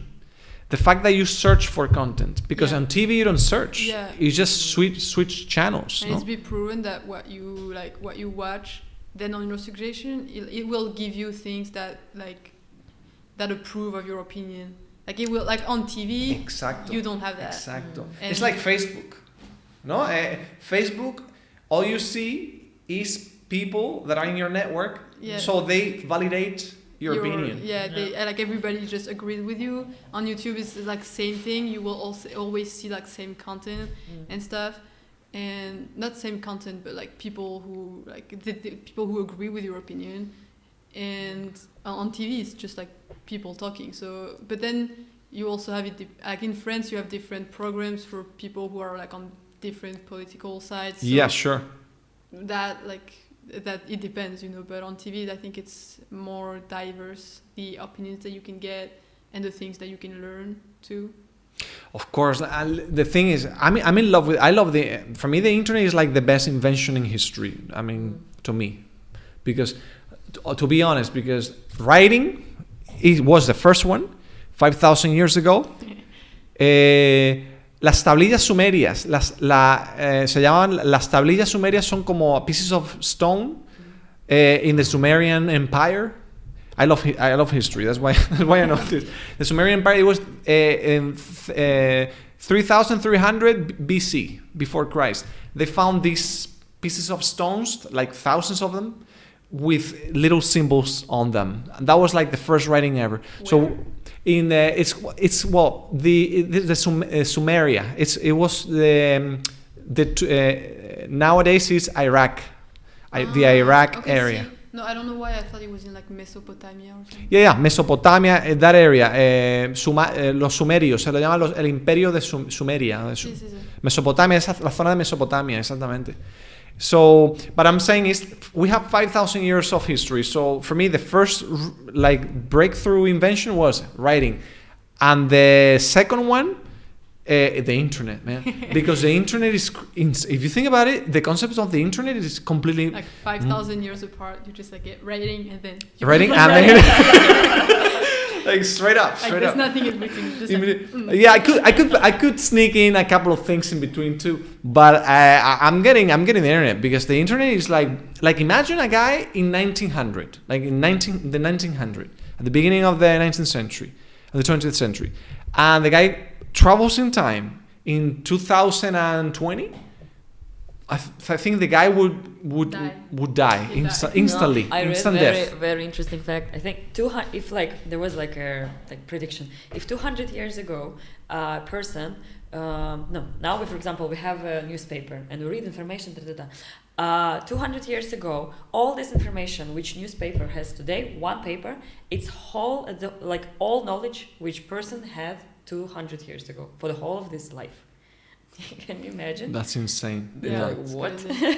Yeah. And our brain like consumes so much information every day and so much new knowledge that it's also poor brain. I also think you don't grab a lot of what you read or what you learn. Exactly. That's a concern. That's a concern. Yeah, that we should talk about that because I didn't have that in another topic. But yeah, the overconsumption and what do you call this?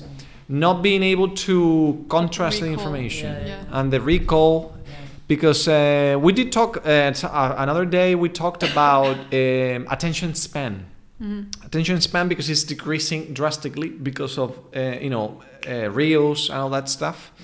Mm-hmm. Which is funny because I do post reels on Instagram, but what are you gonna do? But the attention span is decreasing because 10 years ago. 10 years ago. People could sit down and watch 5 minutes in video or even 10 minutes, no problem, if it's interesting, if it's an interesting topic, si es un tema interesante. Pero hoy, tú pones a una persona de 20 años que le pones un video que dura 2 minutes and they think twice to watch it because speed it up or they play it in twice the speed. Yeah. They play it in twice the speed.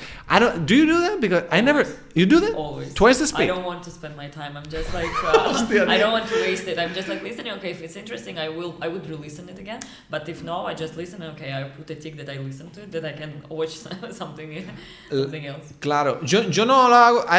I don't play it in twice the speed. What I do is I skip. I skip a lot. Like I'm really good at skipping content because I do like I search through the search bar, ¿no? Yeah. Con los thumbnails, ¿no? Con los previews y lo voy viendo y digo, esto no.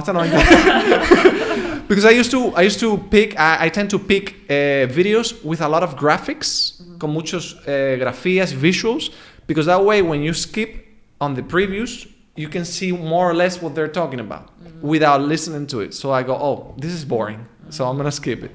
So I do suffer. Very impatient nowadays. Yeah. That's the dangerous thing of TikTok. I think you just you scroll for 2 hours and then you're like, how is it? And then it's horrible. I've been thinking of like deleting it because I spend way too much. Yeah. The issue is like my friends send me so many videos that I love watching because like it's something that we share, we have in common. It's funny videos, it's fun. Yeah. So I would miss getting those videos from my friends. I think I really need to set boundaries for myself about that. It's like you're writing. It's like writing chapters for your book. Yeah. No, I saw something really interesting that some booktubers starting to do. They were like swapping their screen time for their reading time. If I did that, I would be reading for my entire freaking life. Like, because I spend on my phone so much time. Like even just on TikTok, it's a fucking shame. But yeah. How many hours would you say you spend on TikTok a day or a week? I mean, we could look. Yeah, you can check right on the stats. I say you spend 2 hours a day. I'm betting. I thought you're wrong. I'm you wrong? have to be wrong. You think so? I'm betting right now on you, right there.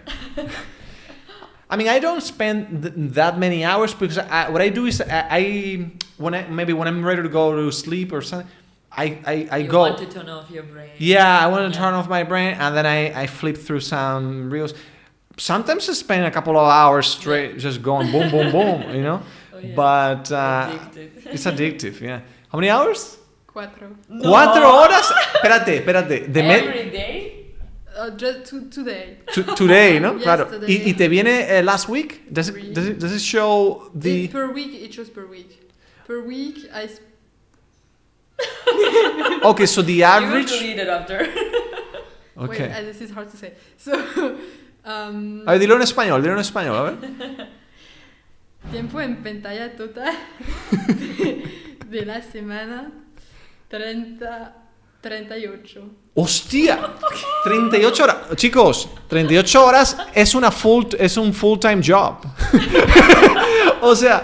And so, 14 de horas estaban en TikTok, 6 horas en Instagram, 2 Okay. horas en WhatsApp, Google Documentos, 3 horas, Okay. mensajes, ¿Y YouTube? How many hours on YouTube?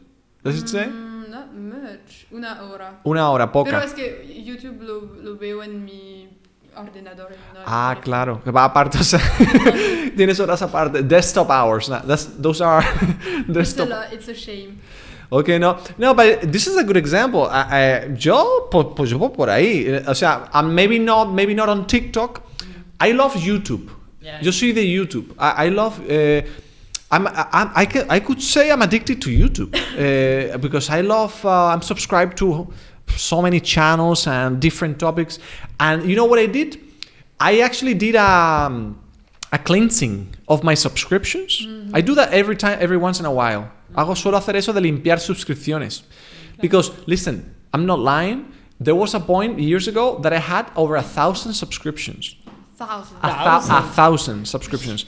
Because, you know, it's like when you do subscribe to random stuff for years and you don't clean it up. But I dropped it down to 100. And then it's more manageable. It's more manageable, you know, because otherwise you go crazy. But it's crazy. Actually, I actually used. It's called an RSS manager. It's like a thing where you can organize the YouTube subscriptions based on topics. Because I had so many subscriptions that I didn't know exactly what they were about. Yeah. So I go, listen, I'm gonna sit down. I'm going to organize them into like folders. So that way I go, I want to go about marketing. I want to research about marketing. So maybe you have 20 channels about marketing. I want to research about writing. You got 30 channels about writing. So it's more, you go into the folders so you know exactly what to expect. Because if you go into YouTube and you see 1,000 subscriptions, you don't know what's going to come. It's like going on to watch TV, you know? You don't know what's going to happen next. The only thing I watch on YouTube, I think, is like mostly stuff about book. Like I consume booktube. Booktubers. No? A lot, yeah. And I watch like the dumbest shit, like book hauls. Who cares about book hauls? But I just like love watching book hauls. Yeah. You know what? Send me, later on, send me some links to some of those booktubers because I'm interested. I think I could make a segment segment about booktubers. That could be interesting. I don't know any of them, but I follow some. I'm subscribed to some very Exactly. good. Just send me a couple of those, and I can take a look. Okay, so this is about the TV and the online consumption. Oh, and another thing is this. Let's switch it up. NEET. Los ninis. El concepto de los ninis, los NEETs. ¿Sabéis lo que es NEET in English? Have you ever heard about this term? No, never. Mira, in English is not in education, employment, or training. It's the acronym for NEET. NEET. En Spanish tenemos un término que es nini, que significa ni estudia ni trabaja. So, it doesn't work nor study. That's what it means. Y vaya, it's very self-explanatory. It's a term used for people that don't work or study at all. So they are like complete losers. I am gonna leave right now. No. But that's what I wanted to bring up. So, what do you think about these people that don't work or study? Do you think it's completely respectable? Do you think you should always be either working or studying, or what's going on? ¿Tú qué piensas de esto, Eugenia? I think it depends on your situation and for how long are you in this exactly. kind of conditions. If you're like 5 years living with parents without job, without studying, it's like... Eugenia, el otro día hablamos de eso. We talked about that. About living with your parents when you're 30. Yeah. It's like in our country, it's like when you're 18, okay, do something. You either like go get out from the house, or you go to university. It's like super strict. Yeah. So in our country, probably that's why we don't have this. Oh, right. You don't even have the term. No, we don't have this Russian. Term. I never heard, like, at least I didn't. Bueno. But I don't know anyone around. Like when I finished school, everyone either went to university or they started working or started to do something. But no. So in Russia, what happens is when people finish school. Mm-hmm. They go to university. They go to university, like most of them go to university? Yeah. Or they also can go to college after high school. But college is not very prestigious, so you go to university. Hold on. So there's a difference between college and university? Yeah. University is bachelor, like it's like 4 years, and college is, I think, 2-3. Oh, but I see. Yeah. It's like... But college is... it doesn't cost a lot, and it's usually professions, jobs like super... not like which are in demand, but they are very bad. Vale, mira, te voy a explicar esto en español, porque en España el equivalente sería, mira, en España tienes... Actually, I'm gonna show you here so that you can see it more visually, because... What is going on? So you can see more visual. So, in Spain, we have primaria. Tenemos primaria. Espérate, I'm gonna scale this up a little. Primary school, elementary school, yeah. Tenemos primaria, ¿no? Tenemos secundaria. Y después, que sería high school. Después tenemos la universidad. Bless you. Y, bueno, pero entre la universidad tenemos el bachillerato. ¿Qué es esto? Bachillerato. What's the difference between bachillerato y universidad? Es como that's like the years in between. So it's like when you are between 16 and 18, you go to bachillerato. So it's like the 2 years. Like high school. Yeah, because it's weird, because in Spain we differentiate between educación secundaria obligatoria, educación secundaria obligatoria, and bachiller. Bachiller is like the 2 last years before going to college. So what happens is, when a kid, is 16, he can decide to go to bachillerato to get ready for college, or to just start working in whatever without any education, without any higher education. So they decide. Pero hay una cosa que sería la formación profesional, que sería esta. Formación profesional. Sí, tenemos lo mismo en Francia. Como en Francia, ¿no?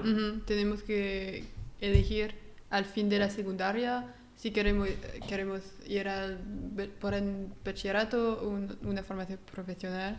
Sí. Y la mayoría del tiempo creo que la gente va por el bachillerato, porque la formación profesional es un poco mal visto.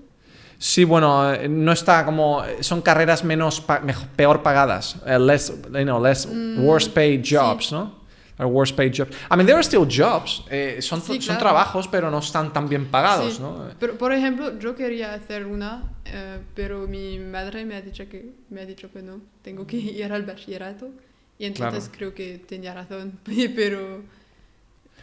¿Y tú qué querías hacer? Algo con caballos. ¿Con horses?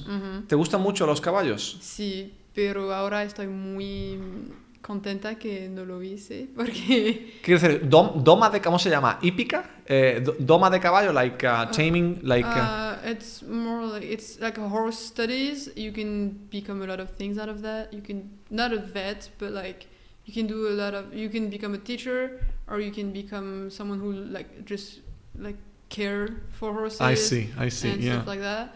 And it's really... It's cool, and it's what you love doing, but I think it can really fast turn into something you're gonna hate doing if you make it your job. So I'm really happy that I didn't. Claro. Because like I love horses and I love riding horses, but I'm really happy that I don't work with them. Claro, that's the eternal dilemma, right? Yeah. Doing what you love or pursuing something that makes you money, you know? Listen, I've always had that myself too. I mean, I'm not what I do now, I don't love it. This is what I do. I do computer stuff, but I love this way more than what I do this 8 hours before at work, you know. But what are you gonna do? You need to make a living, you need to pay rent, and you need to pay for your stuff, you know. To me, it's about acceptance, aceptar las cosas, no? Accepting, okay, can I really make money doing what I love? If the answer is yes, then you do it. If the answer is not at the moment, then you go find yourself something else. And then maybe on your free time, that's what I do now. I use my free time to do things that I enjoy, like this. If for some reason I come up with a strategy to make money out of this, then maybe I can make this like a secondary job or something. Pero, you know, it's about not obsessing over it, you know. Eso me costó trabajo también. That was hard for me to realize. Because when I was younger, also I thought, oh, no, I need to go crazy about doing this, but I don't want to be unemployed for years and years and years, you know, or making very little money, because I used to teach English, you know, private lessons for a few years to try to make some money on the side to see if maybe YouTube worked or something. But if you see that it doesn't work for years and years and years, maybe you need to get another job and give up. Exactly, that's the thing. Exactly, that's the dilemma. Because it makes you think of a loser. Yeah. It makes you think that you're a loser and you've given up. But no, you tried. It's already a step. Yeah, I think that like I used to think of is like, if I don't do it, I can't fail. I will feel like shit because I didn't do it, but at least I cannot fail. If I do it and then I fail, then I suck, because like I'm a loser. I did it and then I exactly. So that kept me from doing like a lot of stuff that I wanted to do. And now I'm just like, you know what? I'm just like fail happily doing things. Okay. Yeah. Like. ¿Y tú no te has traído a otros amigos franceses? Aquí has venido completamente sola de Francia, ¿no? Claro. ¿Y tú es la primera de tu familia que hace algo así? ¿O? No. Not the first one in your family. No, viajé a India por un año cuando tenía como 16. 16 años. Sí, algo así. 16, 17. Pero rollo un año entero. Es como un intercambio. Un intercambio, ¿no? Sí. Una persona de India se fue por Francia y yo me fui por... Claro. Y tú también eres la primera de tu familia, ¿no? Que se viene a España a vivir, ¿no? Así, ¿no? ¿Sola? Sí, o sea, no, me refiero... you're the first one in your family that does this kind of thing, that, you know, where you go to a foreign country and lives... No, my relatives, they live in Canada. My grandma lives in Estonia. Okay. So we're everywhere. So it's normal in your family then? Yeah. Okay, me, I think I'm like... Not the first one in my family, but the first one to do it regularly on a daily basis, just like waking up and be like, hey guys, I'll be there for a year. Have fun without me. Okay. Because my brothers didn't do that, and my mom didn't do that, my parents either. And then the other family that I have, like not much. They just did like some years here and there, and then came back to France to work. And that's probably what I'm going to do too, but I think right now I'm the person who's traveled like the most for long periods of time. ¿Y tú en Francia miráis mal a la gente que no estudia ni trabaja? People your age in France are looked down upon, do you think? You know, people that are 20, 23, 24? I think that now we are really focused on doing things that we love, I think we prioritize a lot our mental health over studies, which is a good thing, but which is also, like, for me, it was not that much of a good thing, because I dropped out of school for my mental health, and now I literally feel like shit for it. Like, I should have kept doing it, and I'm gonna get back to it eventually, I know it, but I grew up with parents who let me do what I wanted, as long as it didn't, like, as long as it made me happy. But I think we cannot, like, generalize the situation. Yeah, sure. You never know what people I mean, I'm talking in your circle more. I'm talking more about your circle. Well, in my circle, my family definitely do not get why I keep on traveling so much, and why I just, like, they don't get it. They don't get it. Like, my grandma is really like, why would you do it in Spain if you can do it in France? And I'm like, Grandma, the whole point is to learn Spanish. I can learn Spanish in France, but claro. It's better to live there, to learn faster, to learn better. And my mom, she doesn't really care. She's like, you do whatever the fuck you want. Claro. And I don't know. Like, in my family, we don't really judge each other for what we do, unless it's something, like, really bad. Unless it's something that hurts other people, like traveling and not studying. Yeah, so from what I see, you come from an unconventional family, like not an old-fashioned family, because... No, not at all. My mom is really permissive. Yeah. She always told me, you do what you want, as long as you don't step on other people's boundaries and, like, freedom and stuff. And I kind of live by that. I think that's the healthiest way to raise... Because, like myself, I come from a very humble family, but my parents are also very permissive. Like, I come from my father works in construction, my mom has been cleaning houses all her life. But they raised me with the idea of, Rafa, whatever you do, make sure you enjoy it, but you need to make money and try to make a living. But whatever it is, we're not gonna say anything because it's your life. So they have always supported me in whatever I've been doing, and I have been all over the place, because I have switched jobs so many times in my life. Sales, I worked in customer service. Now I'm doing computer integrations, English teaching. But they said, Rafa, hay una expresión que en español que es poner el huevo, to lay the egg. It's like when your mom tells you this, when she wants to say, Rafa, tienes que poner el huevo. You need to lay your egg. Meaning settle down. That could mean for finding a stable job or finding a stable relationship with a girlfriend. Both things. Or both things together, which usually come together. It comes in a package, ¿no? Pero eso me decía, eso siempre me ha dicho mi madre, Rafalito, a ver si pone ya el huevo, niño. So what about in Russia, Zhenya? Do people look down on young people that don't have a job and don't want to study? Yes. And smoke joints all day? Yes. And we judge a lot. And drink vodka? Unfortunately, we judge a lot. Yeah. And especially, like, also people who go to college. College in our case is as I understood, it's formación profesional. Sí. No, it's bad. It's bad. It's like you're not smart enough. Like, that's why you went there, or either you don't have money, or either you're not smart, or your grades were bad. That's why you decided to go to college. But we judge, unfortunately. I think I'm just 25, so we don't have that big difference. Yeah. But I can feel it. For example, that when you say that your parents saying that you can do whatever, you can be free, and you feel that you can do this, I don't feel this way. And they do. You do feel the pressure a little bit. Yeah, no, from... I feel. I feel. My parents are not strict, but I see that they always expect something from me. Because it must have been hard for you, because when you studied business administration in Finland, when you moved to Spain, that must have been a hard conversation, no? They wanted always me to go from the house, like to go out from Russia.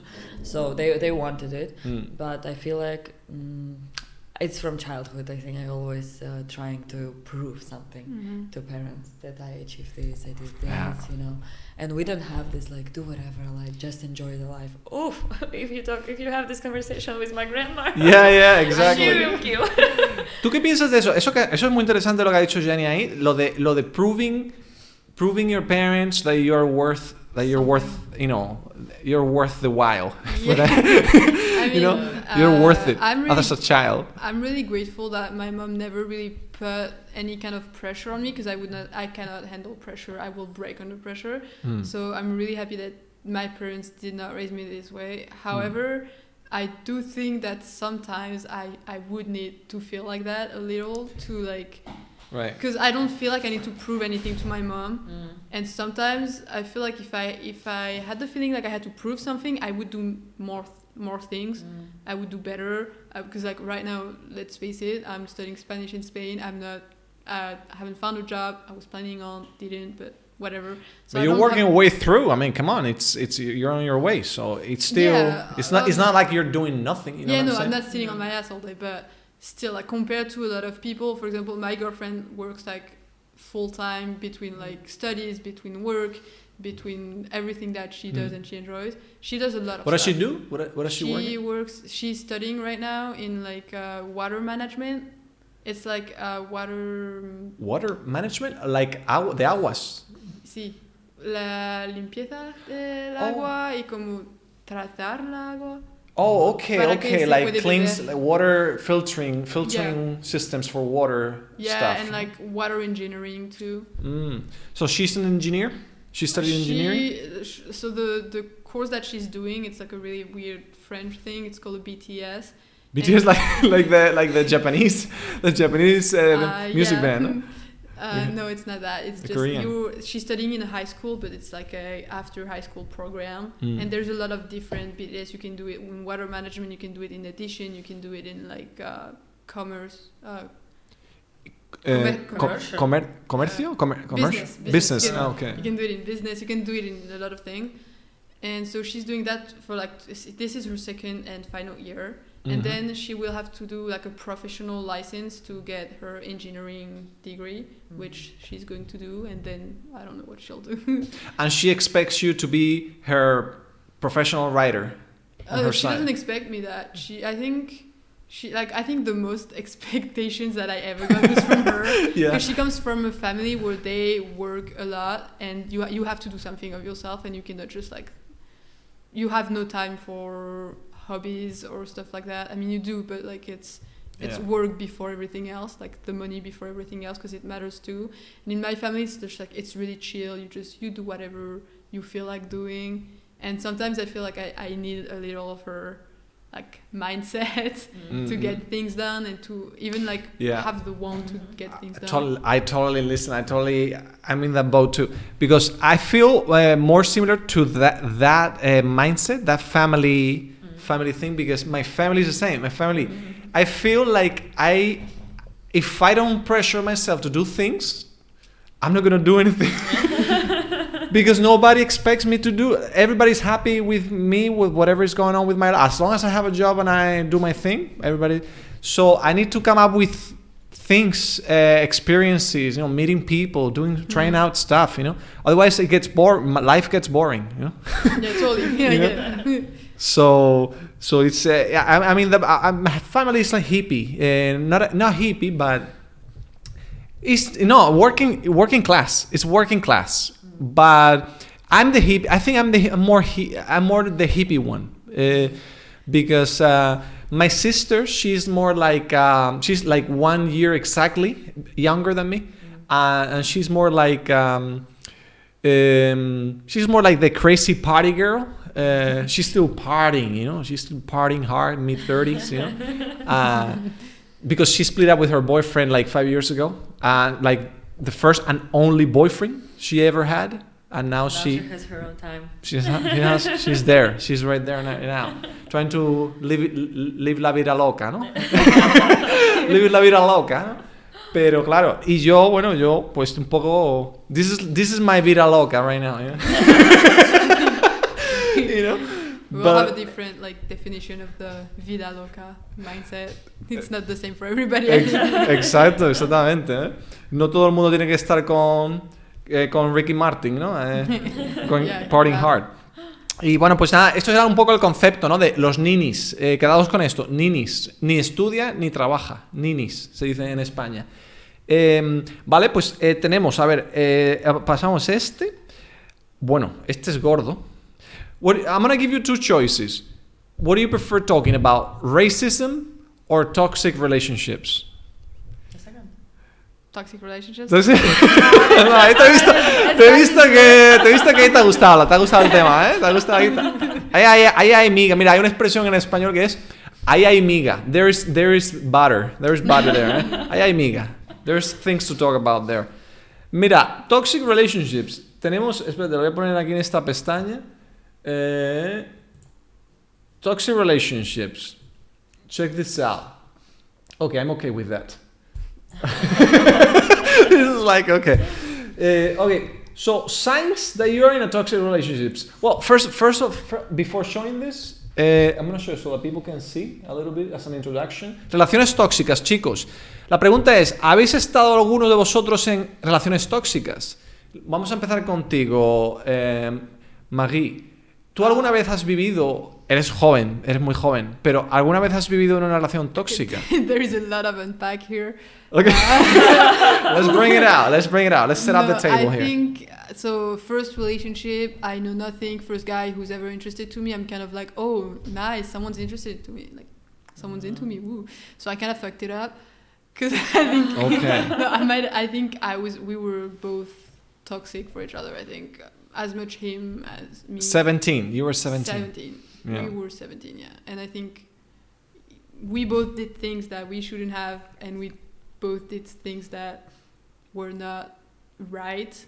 And I think maybe with time that could have been fixed or something, because I don't think we're like toxic people in our behavior of everyday life. I think we're like more regular people. You were experimenting with each other, no? Yeah, I think that was experimentando el uno con el otro, ¿no? I think that was the thing, and I felt like that relationship was it was a freaking mess. Mm-hmm. There was a lot of fighting, a lot of like invalidating one feelings, like as in like, oh, you're being dramatic and stuff like that. There was like it was like I broke up with him twice. Okay. Oh, wait. So you broke up twice, no, with him, no? Yeah, and then I went all the way to Mexico to go see him because, yeah. He was Mexican? The guy was Mexican? Yeah, it's a long story. We met in India. I'm French. He was Mexican. It was like part of the exchange thing. So we both came back. We both came back to our countries. And when we came back to our countries, that's when I think it started to get like kind of bad. Because like, distance do its things. So. Claro. And I think on my side of the world, it's harder because I get up before America. So, like, I have the time to live through a shit ton of things before he even wakes up. And right, you get a lot of things to share with him when he gets down to talking. And like, when I wouldn't get calls or when I wouldn't get messages and stuff, I felt like really abandoned and like he didn't give a shit anymore, which he probably didn't, and that's okay because we were like not right for each other, and I think now he has a girlfriend and everybody's happy. ¿Y eso duró cuántos meses? ¿Cuánto tiempo duró eso? ¿Un año? I'd say like a year and a half. A year and a half. That's sort of a long relationship. Yeah, it was.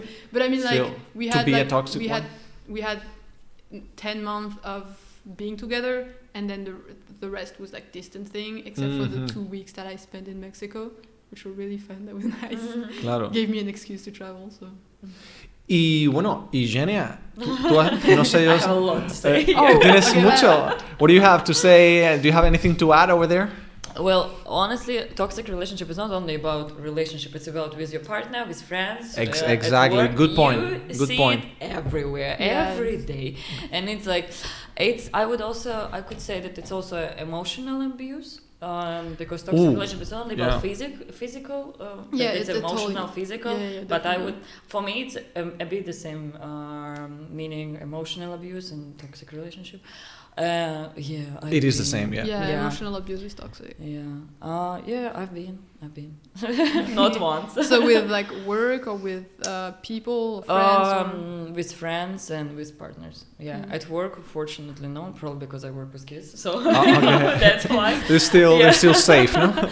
But relationship and friends. I mean, I was young at the beginning, so how did you get rid of those people? when it came down to doing it? I mean, I think it's relationship, you understand it with years. You started getting mature. Unfortunately, I'm still sometimes in it somehow, but otherwise I understand it. But it's like, it's super, like when you live, for example, with this person, it really, really affects your belief system. And it's 100%.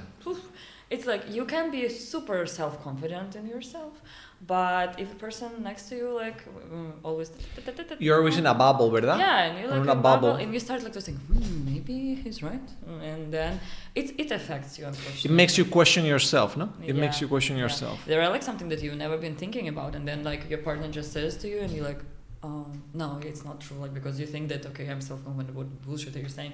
But then at some point it started like to like getting around in your mind, and you started to think your self-esteem goes down, and but it's unfortunately a lot of people are in it and they don't even realize it. And let's dig deeper into that thing that you're talking about you when you are inside. How to realize that you are in a toxic relationships, because a lot of people don't even think they only realize when they finish, when they quit that relationship. Claro. Okay, so which advice would you give to people that are right now in a toxic relationship and are starting to realize? Well, I think first of all, you should respect your partner should respect your values. He should respect your boundaries.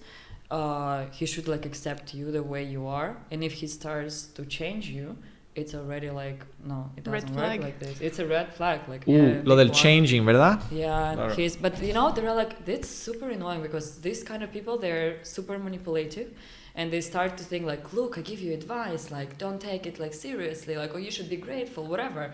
No, I didn't ask for your advice, let's start from here. And this kind of, because they started to put pressure on you, but you feel like, shish, maybe I said something wrong, maybe the person really wants like good stuff for me, and like he loves me or she loves me, and it's, but then in time, or especially when you share it with someone, with friends, or I don't know, with parents, whoever, they start to open your eyes, because from another side of all of this, the person can see the picture like from different view, and say to that, look, you should be aware. Yeah. Eso totalmente. De hecho, mira, voy a trasladar esto en una pregunta. Maggie, para ti, ¿qué es el amor? ¿Qué es el amor, Maggie? So what does it mean for you exactly to be in love with someone? Para ti, ¿qué significa esa palabra? Like, how do I? Like, how would you if you were like to try to define it in a descriptive way? What would you say? All right, this is exactly why I don't write love stories. Right. So I don't I have to describe it. I would say it's like being with someone and you feel like you belong. You feel like you're right where you should be. And as for me, it's something that I never really felt like in my life, because I always wanted to, I always had this dream of running away, doing adventures, being on the run all the time. And in my head, there was not a place that I could really call home, because I was in France, but then I wanted to go somewhere else, and then I was somewhere else, and then I wanted to go somewhere else, and I was always on the run, always doing crazy stuff. And now I'm just starting to realize that maybe home is it's really Pinterest of me to say that, but it's just realizing that home might just be someone, and for me it's just the feeling of belonging somewhere, and I really I can really see it because I never felt like that before. Gotcha. That's actually beautiful. Yeah, the sense of that belonging is that person, so that person makes you belong. Yeah. Nothing that no other place made you feel before, no? Yeah, and I also think love can be a lot of things. It can go through a lot of stages. You can feel a lot of different things, and sometimes you can doubt. You can be am I really in love? What does that even mean?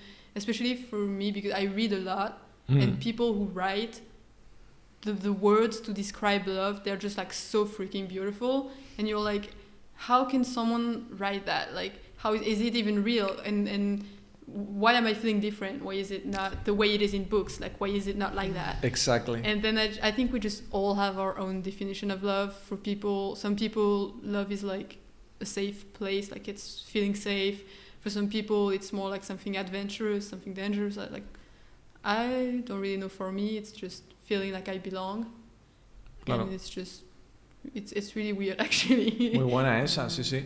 El sentimiento de crecer. Sí, el amor para mí es, al final tú decides compartir tu vida con alguien porque te aporta algo. To me, for me, being in love with someone and willingly sharing your life with that other person, because it adds up. It adds up to your life.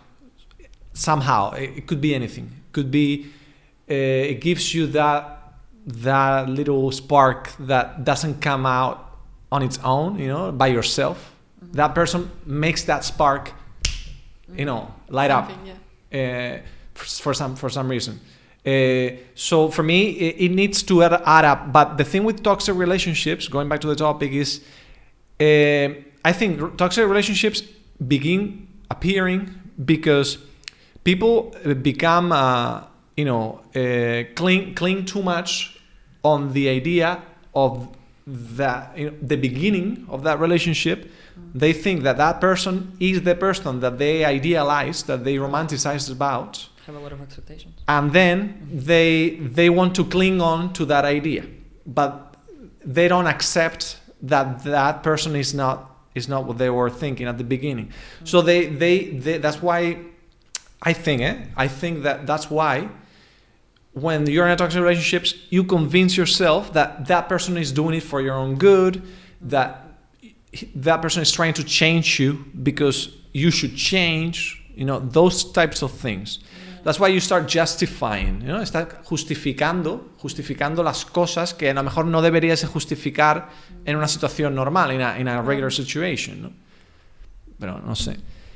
I think that you can also really feel like if I'm not in that relationship anymore, what am I worth, and who is ever gonna love me again? Am I even lovable?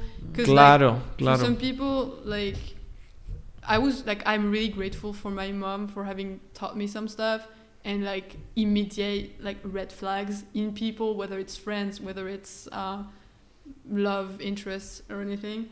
But it's with me, I tend to feel worthless sometimes, and I'll just be I have accomplished nothing, and I overthink a lot about it.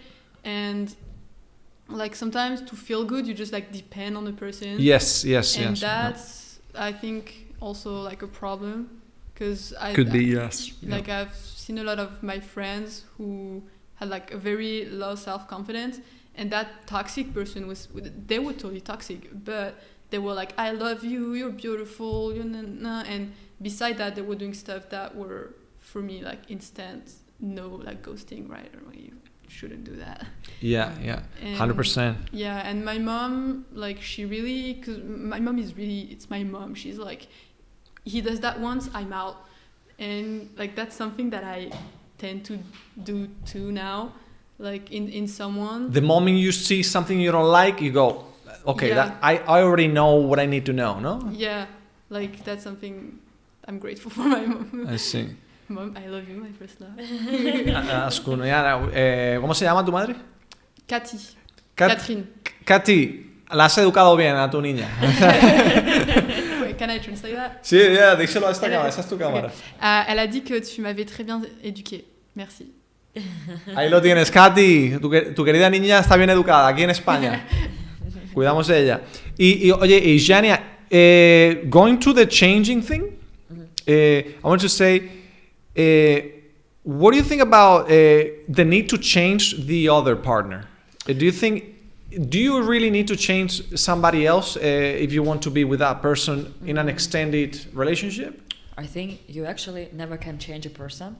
Only one person feels that he needs to change for themselves, for himself or herself. It's the only way how the person can change. I truly believe. I think sure. But when people say, when their partner says, oh, I don't know, you have to go to gym, or you fat, or you have to learn another language, or why you don't do anything. or actually the person is dealing with his or her own problems and feelings. And it's like, it's a mirror, like, no, like, don't take it personally, never. And there is also, I heard like one day, there is like a super nice quote that it's, you will never be good enough for the wrong person. And it's like... That's deep. Like in... Oh, I like that. You're never going to be good enough with the wrong person. Yeah, like, it's not about, like, that you're, like, I'm bad at this, I'm bad... No, you're just, like, not for this person. You're not, like, don't take it personally. Because we tend to think, like, oh, no, that's problem in me, probably. Oh, like, oh, yes, maybe I'm fat. Oh, I have to learn this language or whatever. I have to go to work. No, like, look at the person first of all. And, like, usually, this person has this problem. And, like, he's dealing inside with this kind of thing. And, like... First of all, this is your problem. Don't put it on me, because I never had this insecurity before. I had it 100 times in a relationship, and I was so annoyed because I feel like sorry for myself, because I always took it super personally. Like, I became like insecure, like with a low confidence. But in real, the guy had like this fucking low confidence in himself. He was like a mirror. He always wanted like to put on me. And at one point I was like, for what are you doing this? Like, I'm okay with myself, you know? I don't have any problems. Like, dude, you have problems?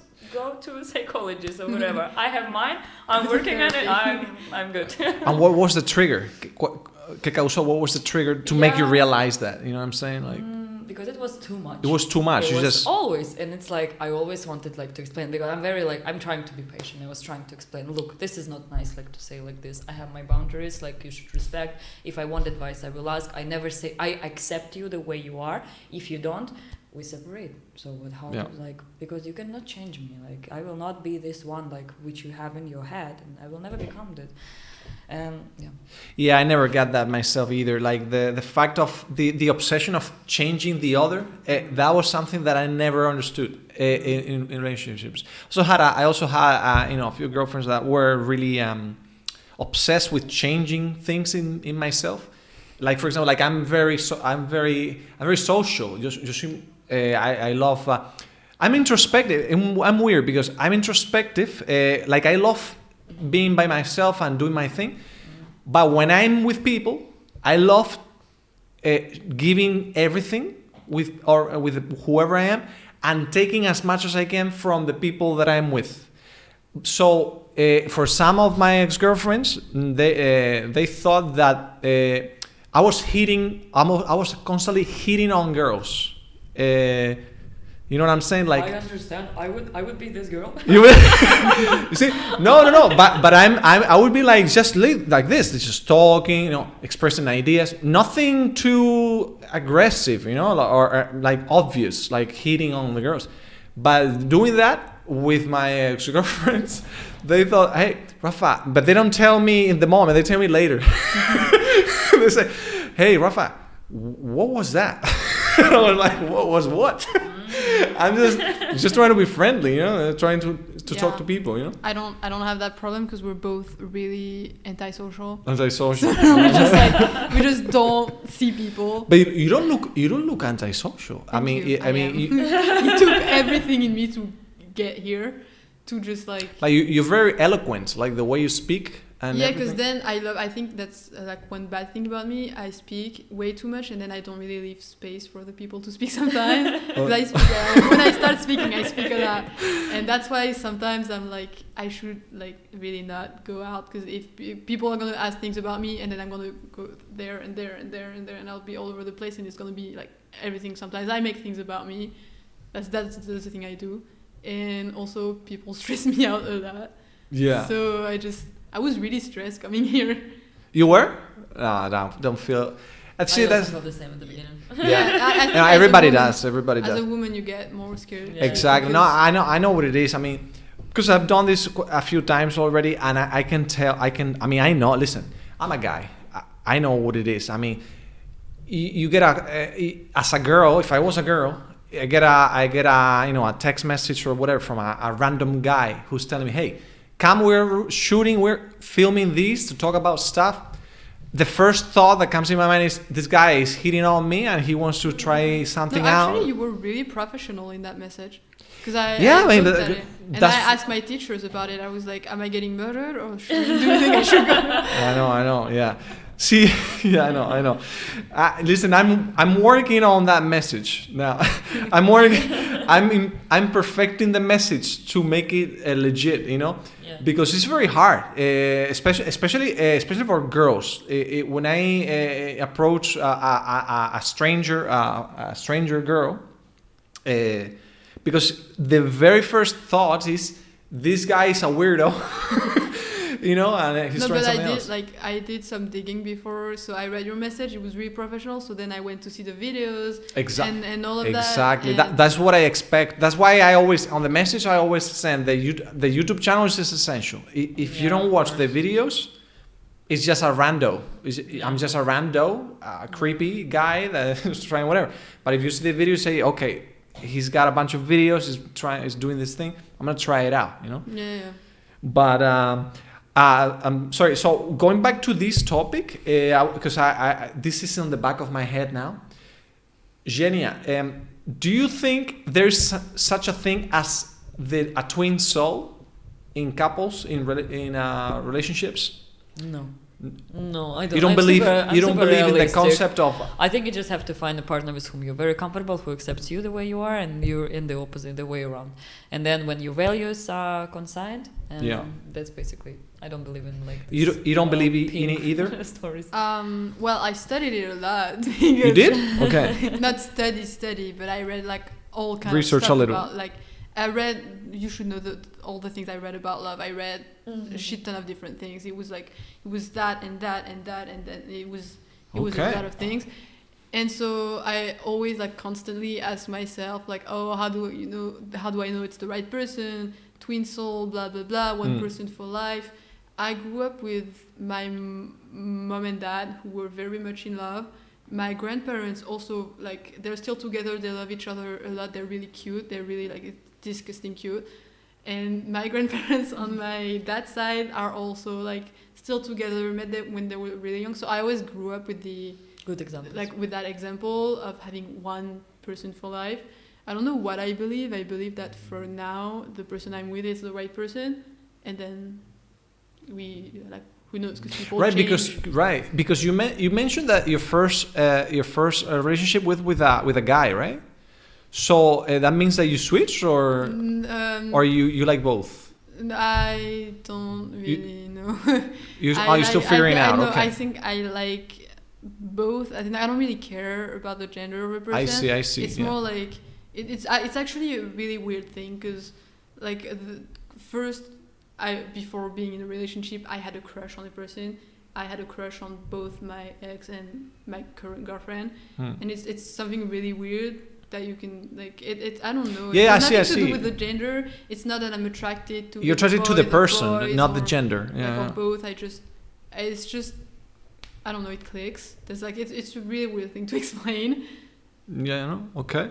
Interesting. No. Because it's because I think that's different because that could be a whole different topic in itself because the topic of because you have bisexual people, but then you have people that fall in love with the person. That's called pansexual. Eso, los pansexuals, eso es. Que son distintos. It's a different thing. It's I think because also switching from like loving boys all my life to like suddenly being in love with a girl, I was kind of like, what the fuck is going on here? What's happening, please? Yeah. And then I think it's kind of a spectrum and you move through it. So you have like straight people will always be straight, have always been straight, and then lesbian or gay people have always been attracted to the same gender and always will be. And then you have everything in between. You can be like bi and sometimes be more into boys and sometimes more into girls. I think it changes all the time. That's how it felt like kind of growing up because I knew I didn't care about the gender of someone like way before I started having any kind of relationship. Gotcha. Yeah. Do your parents know? Oh yeah. My mom doesn't give a shit. Yeah, sure. It's like because it's my mom. She get like this weird mom thing where she just like knows random stuff without me telling her. so she knew. Yeah. Okay. So yeah, we'll talk about that someday. The difference between because that's a huge topic. The genders, sexual orientations, and different because there are so many, right? There's so many different. Because I do know the standard ones. Yeah, I think we now have the need to like to put labels. To label everything, we have to give a name to something to make it make sense. Yeah. I don't really like that because it always, like, for me it always changes. For a while I was straight, I was into boys, and then like right now I'm into I'm literally just into my girlfriend. I've never, which is weird also to say, like never got any other crushes, never, like I'm not right now, wouldn't say I'm into girls or into boys. I'm just sure. It's like a crush on your girlfriend, like it's just like into that person, into the person, exactly that person at that moment. Yeah So like for me it's always changed, and I don't like really giving it a name. I don't really care for it, like it's not something I tell people. I just go like, hey, my name is Marie, by the way I'm pansexual. Yeah, sure. Exactly. Yeah, cool. No, I just brought it up because you mentioned both sexes on the conversation, so I thought it might be interesting. Do you want to do a last one? Do you have time? Are you in a hurry? No, I'm not in a hurry. Other topic. Mira, tengo varios. I got several. I got, should the military services be mandatory, or the racism one? I think the racism one could be interesting now, because now that we're talking about the different sexes and our stuff, I think this is also because there are a lot of assumptions about racism as well, the same as gender orientation and all that stuff.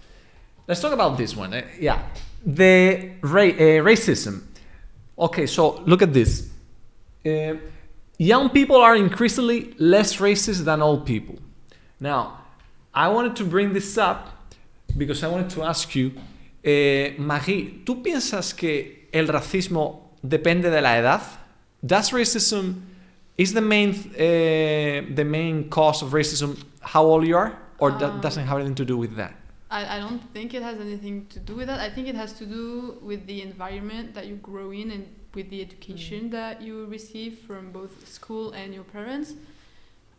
Which is why people might think it has to do with the age, because like it's true, young people leave, like the society now is different than our parents, and so I don't really know. I'm not a black person, so I can't. Claro, really, sí. For you, it's about education and the upbringing. I think so, because like my little brother knows a lot of different people and has hung out with like everyone you could think of, and he has some, like, not really friend, but he knows some people who they're his age, they grew up same schools, but they can be like really homophobic or like really racist, and it's just sometimes it's just like the education you get from your parents, it's the education that your parents give you, or like stuff like that. I don't think it has to do with the age particularly. Right. Yeah. No, I agree that it's not the age. For me, it's not that to do. What do you think, Jenny? No, it's cultural. And it's cultural too, no? Environment. Yeah, but for example, do you think someone who is obviously racist can change? Can you change his mind, or do you think it's? No, I think it's changeable. It's changeable. Yeah. Like my grandma now reacts normally to this kind of stuff, like lesbians or gay. But before, no. But now it's becoming very normal. Claro, que se puede. My grandparents too are like coming around, because they, like, my grandparents on my mom's side, they're also really chill. On my dad's side, they're really like into expectations and into like you should be that, and you cannot be anything else. And so their relationship to like people of color, they're really elitist, my grandparents. But I think they changed over the years. Like they changed a lot, because things change, like mindsets change, and all of that. And I can see, like, when I was a kid, there were things that they used to say that would, like, I would look at my mom and I'd be like, weird, but whatever. And now they just, like, I have conversation with them as an adult, and when we talk about these topics, they're like a lot more like chill. They're not like, oh, black people that and black people that, and before that they would bring up some like nasty stuff, and they'd be saying all of these things, and you're just like, grandparents. Sí, no, yo también. I also remember stuff like that in the when I was like a little kid in the 90s. I remember stuff like that, like conversations in parties in my family. But it's true. But do you think because there's a key thing here, which is the status, social status. I'll put it this way, porque hay una cosa que se llama aporofobia or algo así, I think it's called.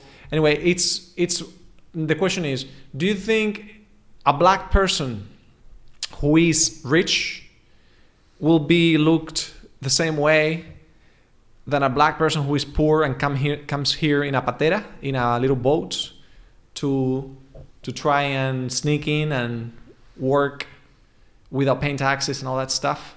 Or a rich black man who makes $100,000, 100,000 euros a year, and pays a shit ton of taxes. You know what I'm saying? Like, because people sometimes people go, "Oh, I hate black people," or "Do you really hate black people, or do you hate poor people that happen to be black and come here, and try to that kind of thing?" The status debate. Well, okay, I'm gonna base this on my grandparents because they're the only people that I can base this on. Yeah. But they will look different they will not look different as like to a black man who makes a lot of money, or to a black man or woman, whatever, who is poor. Like for them, it's like same thing. They're black, and they changed. I love my grandparents.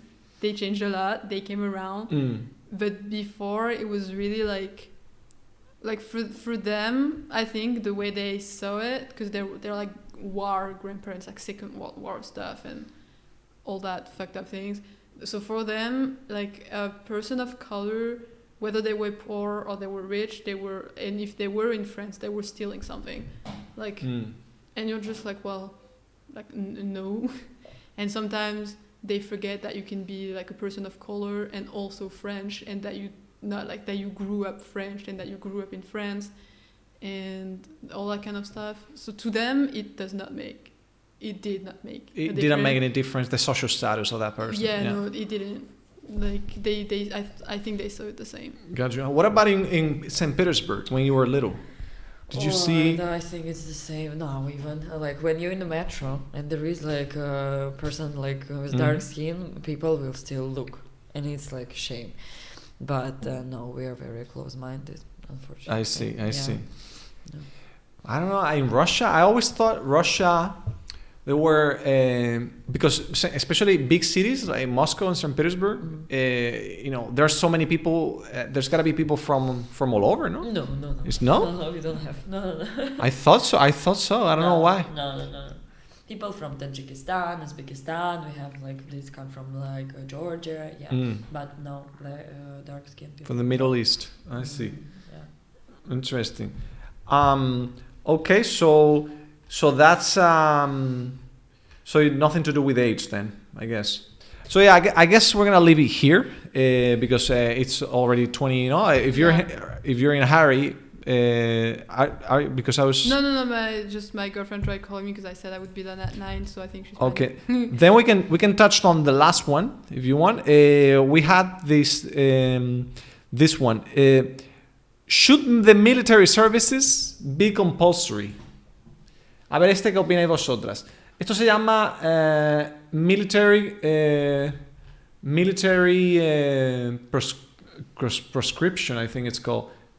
In Spanish it's called hacer la mili, which is hacer los servicios militares, se dice así. This is about the military, so this is like a very old debate, which is, do you think the citizens should be all the males, because it's usually it's males usually, they should be completely pushed to go through the military services, or no? Or do you think what kind of advantages or disadvantages does it bring to society? Do you have any points on this? If you talk, for example, what we discussed before, NEET, yes? It was this NEET, thing? yes. I think maybe someone will judge me. Sorry. I mean, so weird stuff here. But I think like if guys don't do anything from 18 till 25 or whatever, that's a good thing for them to do in order to change their brain. Good point. Because I would say that that guys, they become mature later than girls. Yeah. And for example, after high school, they still like young guys in their brain. And I think for some of them, it's useful to go, to become mature, to become independent, and But of course, I don't want it to be compulsory. No, I don't see that happening either. Of course. I have a little. Let's see. I had it in here. I think I had a chart or something here, where it said in which countries it is compulsory. And in which countries it is not compulsory. In Korea, South Korea? Because that changes depending on the country. Where was I? And in Spain, how does it? Oh, here, look. Yeah, it's called. By the way, it's called military conscription. That's the term used to mean compulsory military services, right? So, like for example, in Spain, it became it was not compulsory since the 1980s, something like that. But in North Korea, it is compulsory. In North Korea, first began in the Korean War. So it takes place at age 14. Service starts at 17 and ends at 30. Okay, so that's in South Korea. It is also compulsory. So as you can see, and then Russia. Here it is. No. Russia is compulsory for males 18 to 27. So is that right? Yeah. It is compulsory in Russia. Yeah.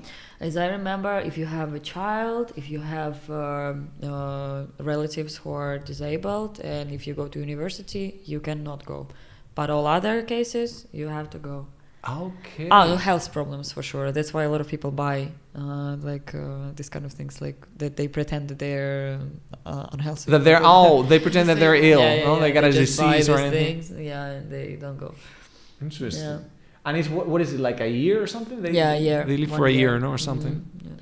How about in France? Is it compulsory in France? No, it's not anymore. However, we have a day given for like military education, I guess, and it's called I don't even remember the name of it because it changed since COVID. It also changed. Okay. But it's compulsory when you're 16. You have to undergo that day where they will they will try to recruit you for the military. So they'll tell you about different military that you can do. They'll tell you about all the experience you get, everything that you can do, all the advantages, how it's been useful and all of that. They also do a test at the beginning to make sure that you are not that you can write and read for some reason.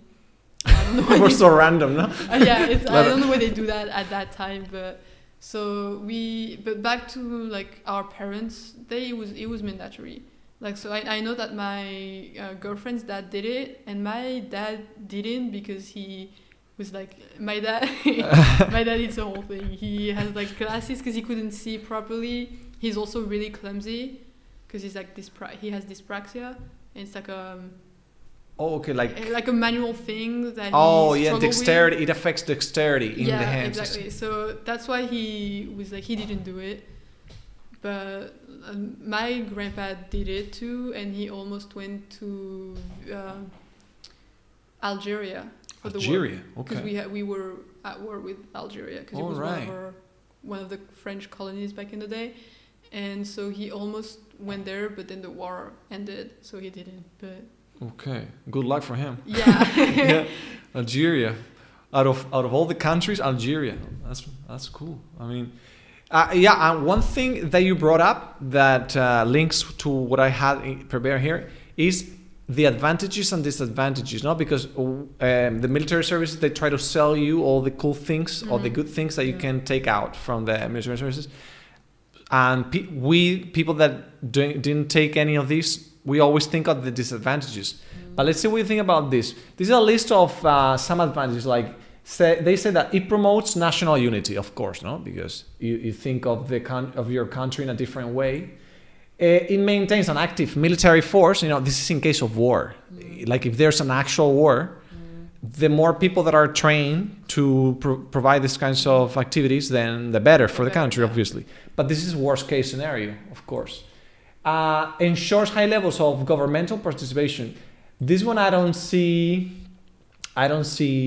how this could be a good thing. Yeah. How this can be a good thing. Exactly. Not for the citizens, Can provide useful skills. This is going to what we were saying, because they can teach you stuff, you can get an education within the military body, Promotes equity among citizens. I guess this means military enlistment means that no one will be exempted from facing wars. Okay, so I guess like anybody could go to war, no? Yeah, that's a really old way of thinking about it. That's what I'm saying. Oh, and this is the bad things. It violates free will because, of course, it's mandatory. It interferes with other forms of education because, of course, if it's mandatory and you want to study something else, you cannot because you need to go for sure.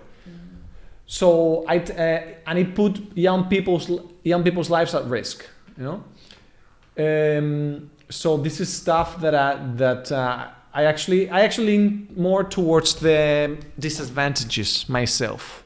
I think it's more disadvantageous than advantageous. Yeah, I think it'll definitely become a disadvantage if you force people to do it.